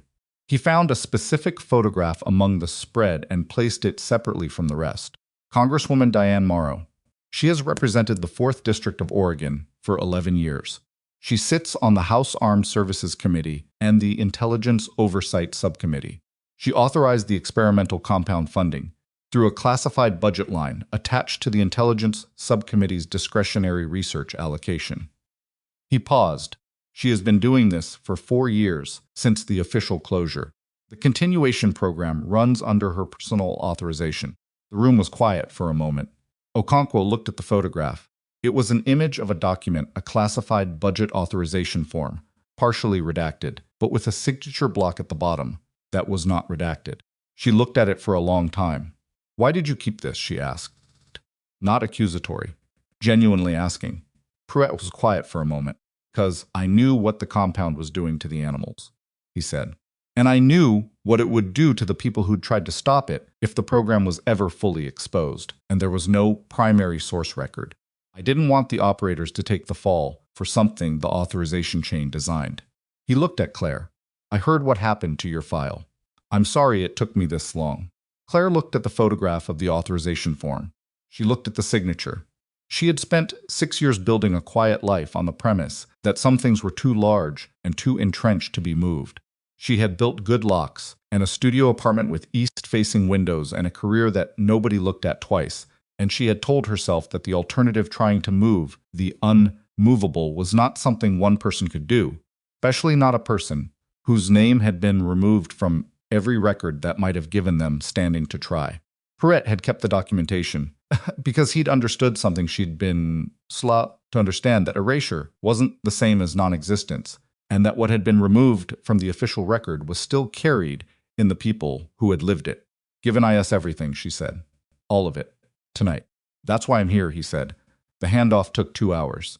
Okonkwo and her forensics technician documented every item photographed, logged, chain of custody forms, completed with the methodical care of people who understood that this evidence needed to survive not just tonight, but a federal prosecution that would be contested at every stage by people with significant resources and significant motivation to contest it. Pruitt answered questions for the full 2 hours without a break, and he answered them with the specific kind of exhausted precision of someone who had been storing this information for so long that the release of it was physically as much as mentally draining. Solus made coffee that nobody fully drank and stood at the edge of the room with his arms folded, and Claire sat across from Pruitt and watched the documentation move from a leather messenger bag into NIS custody, and thought about Congresswoman Diane Morrow sleeping in whatever she slept in, with whatever she told herself to make that possible. Not for much longer. Okonkwo made her call at 4:40 in the morning. Claire didn't hear the full conversation. She was in the corridor, giving the room some space, but she heard the specific controlled urgency of someone conveying information that required immediate action from the receiving end, and she heard the words congressional authorization and warrant, and Morrow in the same sentence, and that was enough. She went back to the containment unit. The dogs were still sleeping. She sat down on the floor and did not sleep herself, because she was past the point where sleep was something her body was going to agree to, and she watched the early light from the corridor window move across the containment floor by degrees as the sky outside the annex wing began slowly to become morning. Congresswoman Diane Morrow was taken into federal custody at 6:52 in the morning at her residence in Portland, Oregon, by NIS agents working in coordination with the Department of Justice. She was not in pajamas. She had apparently been awake already, which might have meant she knew something was coming, or might have meant she was simply an early riser, and that distinction would be for a federal jury to consider.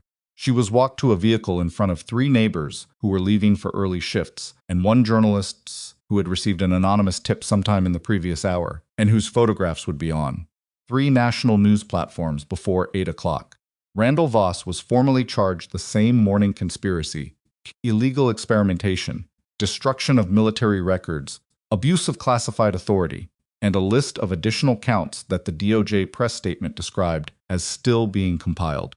His 2 tactical officers were charged as accessories.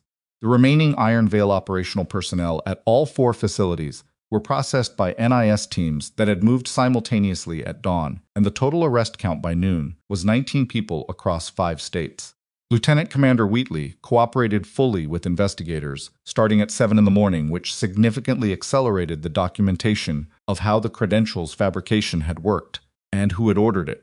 Claire learned all of this not in real time but in pieces, through Solus, who came to the containment unit 3 separate times between 7 and noon with updates delivered in the clipped, factual style of someone who had accepted that the situation had moved well beyond his facility and was now a matter of federal jurisdiction, and who was handling that transition with more grace than many people would have managed. The 3rd time he came, he had a different kind of information. "NIS has formally requested that your service record be restored," he said. He was standing at the containment door, not coming in. "Okonkwo filed it this morning as part of the evidentiary framework. The erasure of your record is part of the criminal case against the program." So restoring it is both a legal remedy and an evidentiary action. Claire looked up from the floor where she was sitting. How long does that take? In normal circumstances, months, he said. Okonkwo tells me these are not normal circumstances, and she's pushing for expedited processing. He paused. There's also a question of the commendation that was buried with your record. The extraction you carried out, the one that got your file closed, was subsequently recommended for a decoration by your commanding officer at the time. Before Iron Veil shut the record, the recommendation is in Pruitt's documentation. She hadn't known that. She sat with it for a moment. I didn't do it for a decoration, she said. I know, Solus said. That's generally the criterion. He left. She sat with the information the way you sat, with something that required more space than one moment could provide, not dismissing it, not inflating it, just letting it occupy the room at its actual size. She thought about the commanding officer who had filed a commendation recommendation for an extraction that the program had subsequently decided to pretend hadn't happened. She thought about that person writing that recommendation knowing, probably, that it was going to disappear into the same administrative void that was about to swallow her service record, writing it anyway, putting it in the file, because putting it in the file was the correct thing to do. And sometimes you did the correct thing, not because it was going to matter in the immediate term, but because the immediate term was not the only term that existed. Pruitt had kept his documentation for the same reason. She had treated the dogs because there was no world in which she could have walked past that corridor and not treated them. None of these were heroic calculations. They were the calculations of people who had a specific kind of threshold where the cost of doing the right thing was high, but the cost of not doing it was higher, not to their career or their safety, but to something more internal and more difficult to articulate, and who had crossed that threshold without particularly planning to. The result was 6 years of quiet and a studio apartment with east-facing windows, and a pager she'd kept charged for 6 years. The result was also 19 arrests and a federal case and 5 military working dogs sleeping on the floor of a containment unit at Harrogate Naval Medical Center. She looked at Bravo. He had been watching her for the last few minutes, not anxiously, just attentively, in the way he'd watched her through the glass on the first day, and through the containment door, and across every room he'd been in when she was in it. You remember everything, don't you? She said. He put his head down on his paws. Not an answer, and also entirely an answer. The formal NIS interview, her second, longer, more comprehensive than the statement she'd given the previous night, happened at 1 p.m. in the same conference room with a different NIS agent who had driven up from Portland specifically for it and who asked questions with the focused thoroughness of someone building a structure that would need to support significant legal weight. It took 3 hours and covered the full scope of her time in Iron Veil, the extraction, the 6 years after, the events of the past 2 days, and her relationship to the animals in terms that the agent wanted documented with clinical precision. She answered everything. She didn't embellish, and she didn't minimize.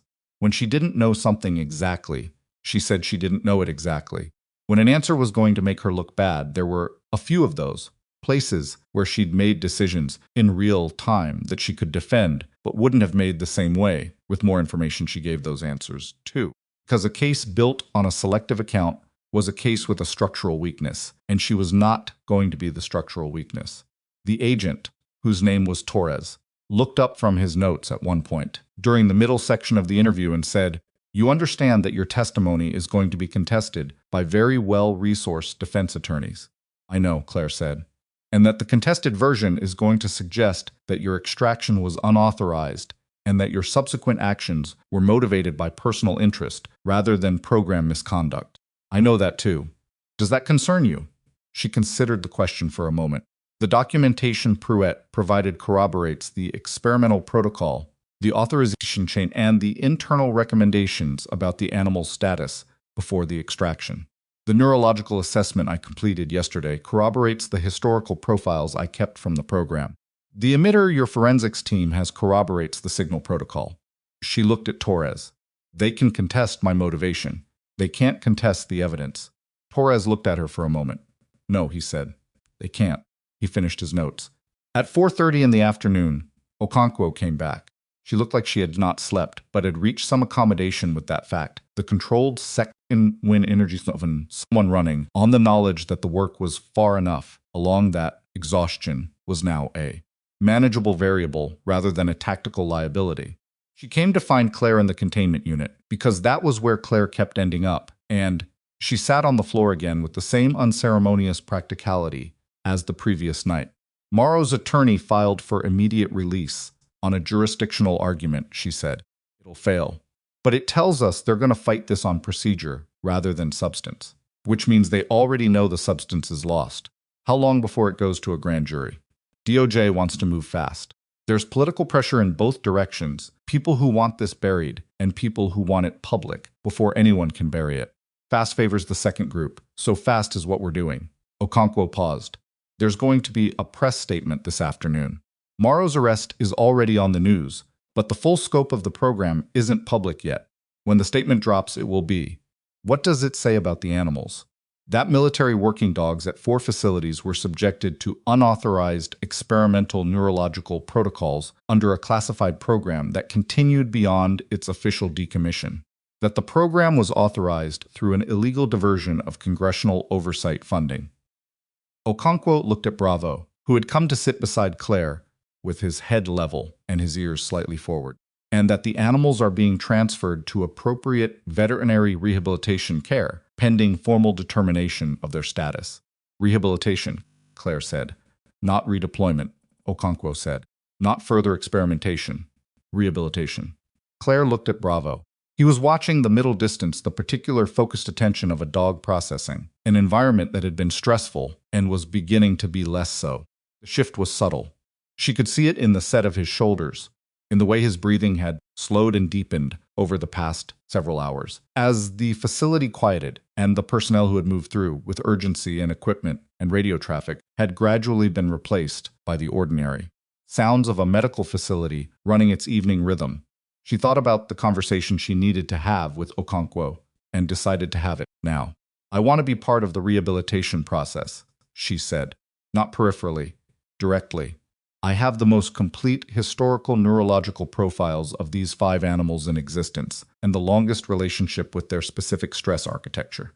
Any rehabilitation program that doesn't incorporate that knowledge is going to take twice as long and get half the result. I know, Okonkwo said, and I want it formalized. Not informal involvement and actual role with actual standing, so that if Iron Veil's defense team tries to argue that the animals should be returned to military custody pending trial, documented civilian expert with legal standing in their care structure. That's a reasonable request, Okonkwo said. I'll take it to the NIS medical liaison. Tonight, Claire said. Okonkwo looked at her. Tonight, she agreed. There was a quality to the silence that followed that was different from the silences of the previous 2 days, not the taut, pressurized quiet of a situation that hadn't resolved yet, but something that had more room in it. Not comfortable exactly, not triumphant. More like the silence at the ends of a long physical effort when the body understands that the exertion is over and is beginning the work of absorbing what happened. Could have run, Okonkwo said, when they sent the text, when you knew they were watching. You had enough warning to disappear again. I know, Claire said. Why didn't you? Claire looked at the 5 dogs in the room. She thought about the question, because it deserved a real answer rather than a reflexive one. Because I'd already run once, she said. And running didn't make anything better, just relocated the problem and gave it 6 more years to grow. She paused. And because they were here, and I wasn't going to leave them again. Okonkwo nodded, not like someone who had gotten the answer they expected. Someone who had gotten an answer they recognized. She left, and Claire stayed, and the afternoon moved toward evening. The DOJ press statement dropped at 6:17. Claire read it on her phone in the containment unit, sitting with Bravo pressed against her side, and the other 4 dogs distributed around the room in the postures of animals, who had decided, collectively and without consultation, that this space was safe and rest was appropriate. Statement was measured and precise in the way of official language that has been written by multiple people who each have opinions about exactly which words to use, and it named Morrow directly, and it named Voss, and it described the program with enough specificity that anyone who had been paying attention to military medical policy for the past several years would understand the scope of what had been happening. It did not name Claire. That had been intentional. Okonkwo had discussed it briefly during the afternoon. the decision to keep the witness identity out of the public statement during the active prosecution period. What it did include, in the second to last paragraph, was a single sentence about the military working dogs that the animals affected by the program had demonstrated, in the course of the investigation's final incident, capacity for loyalty and discernment that had materially contributed to the exposure of the program's ongoing operations. She read that sentence twice. Then she set the phone face down on the floor and sat with it for a while. 3 weeks later, in a room at Harrogate that had been set up for the occasion, with a formality that felt slightly at odds with the practical nature of everyone in it, Claire Weston stood in a uniform for the first time in 6 years. It didn't fit quite right. Her shoulders were slightly different from what they'd been, and she hadn't anticipated how unfamiliar the weight of it would feel. And there had been a moment getting dressed that morning in the apartment with the east-facing windows where she'd looked at herself in the bathroom mirror and felt something she couldn't immediately name. Not pride, not discomfort. Something older and more complicated, the recognition of a self that had not disappeared, even when everything around it had been systematically dismantled, and that was still here, still standing, still capable of being looked at directly. The service record restoration had been processed in 9 days, not months. Okonkwo had not been understating the expedited pressure. Commendation, the one her commanding officer had filed, and Iron Veil had buried, was presented by Solis, who had been given the honor on the basis that he was the ranking officer on site and had, in the words of the NIS citation, demonstrated exceptional judgment under atypical operational circumstances. He presented it with the straight-backed precision of a military ceremony and the slightly less precise quality of someone who had not rehearsed this specific situation and was navigating the emotional weight of it in real time. "Supposed to say something," he said quietly, after the formal portion. "I know," she said. "Give me a second." She looked at the room. Torres was there from NIS. Okonkwo was there, visibly running on better sleep than she'd been getting 3 weeks ago. Pruitt was there, in civilian clothes, with the specific quality of someone who had put down the weight they'd been carrying and was still adjusting to the lightness of not having it anymore. Talia, from the annex wing, who had held the entrance door and asked the right questions in the right order and not panicked.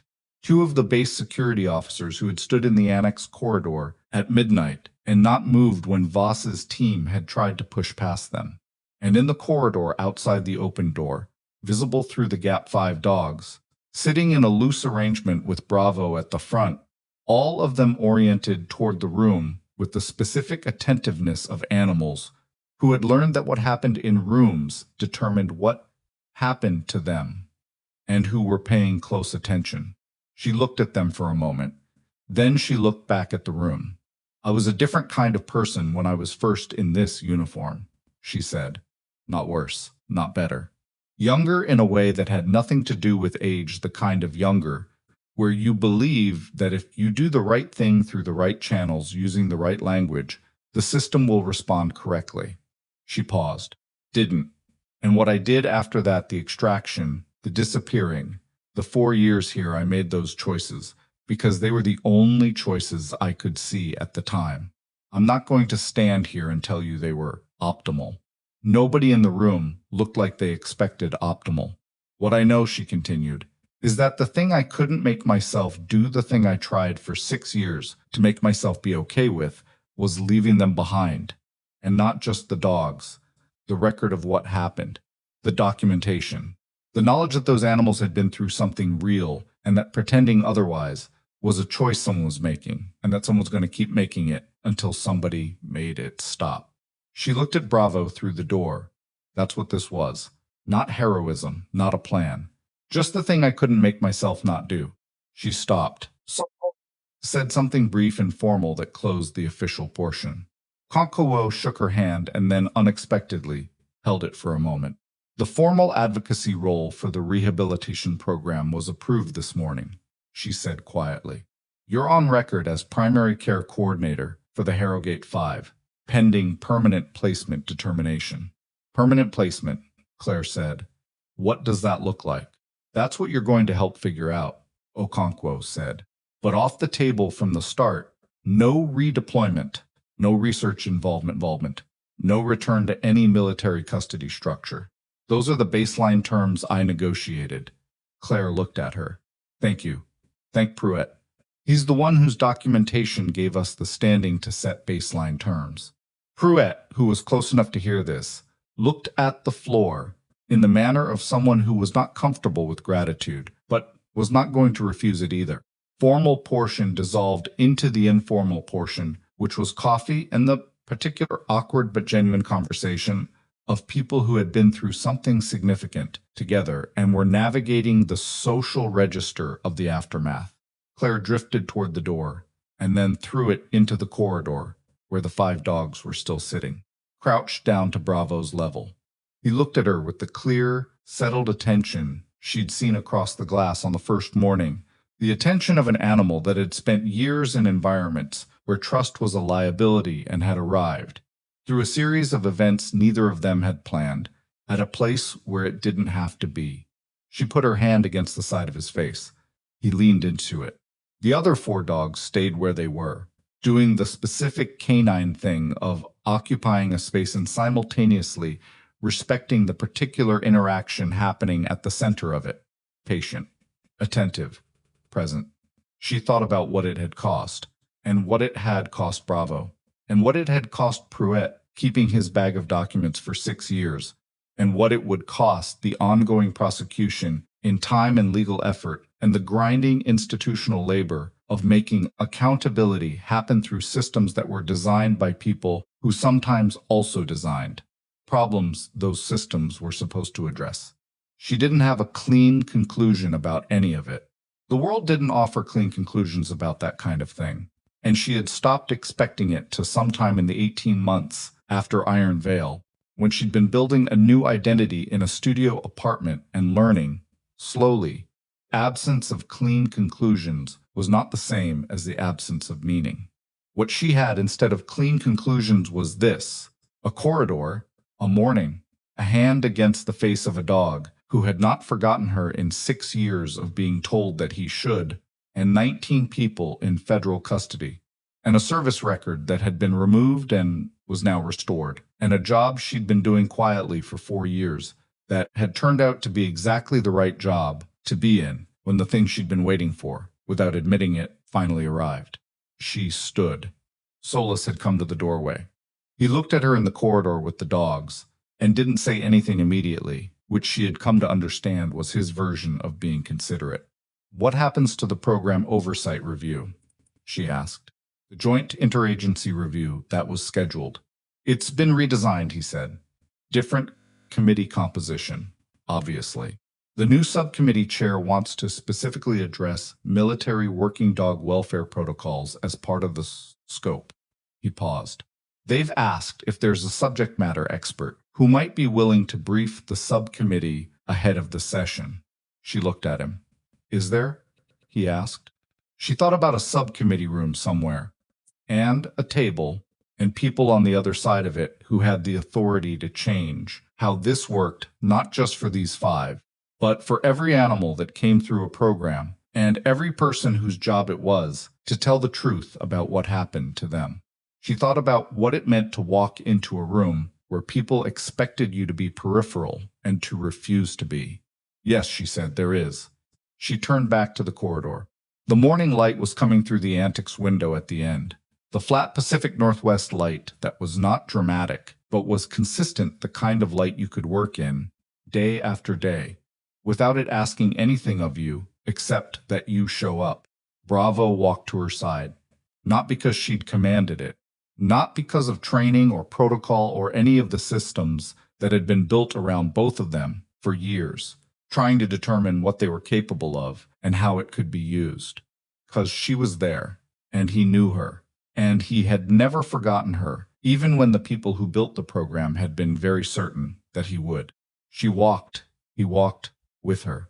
The corridor was quiet and the facility was running its morning rhythm, and somewhere in a federal holding arrangement, 19 people were beginning to understand that the structure they had built their assumptions on, that a nurse with an erased name in a studio apartment with good locks would stay erased, that 5 military dogs would stay compliant, that the documentation would stay buried, that the people who knew would stay quiet, had turned out to be the thing that broke them, because of a dramatic plan, not because of a hero, because of a woman who couldn't make herself leave, and a dog who couldn't make himself forget, and a founding director who had kept a leather bag for 6 years against the day when keeping it would matter.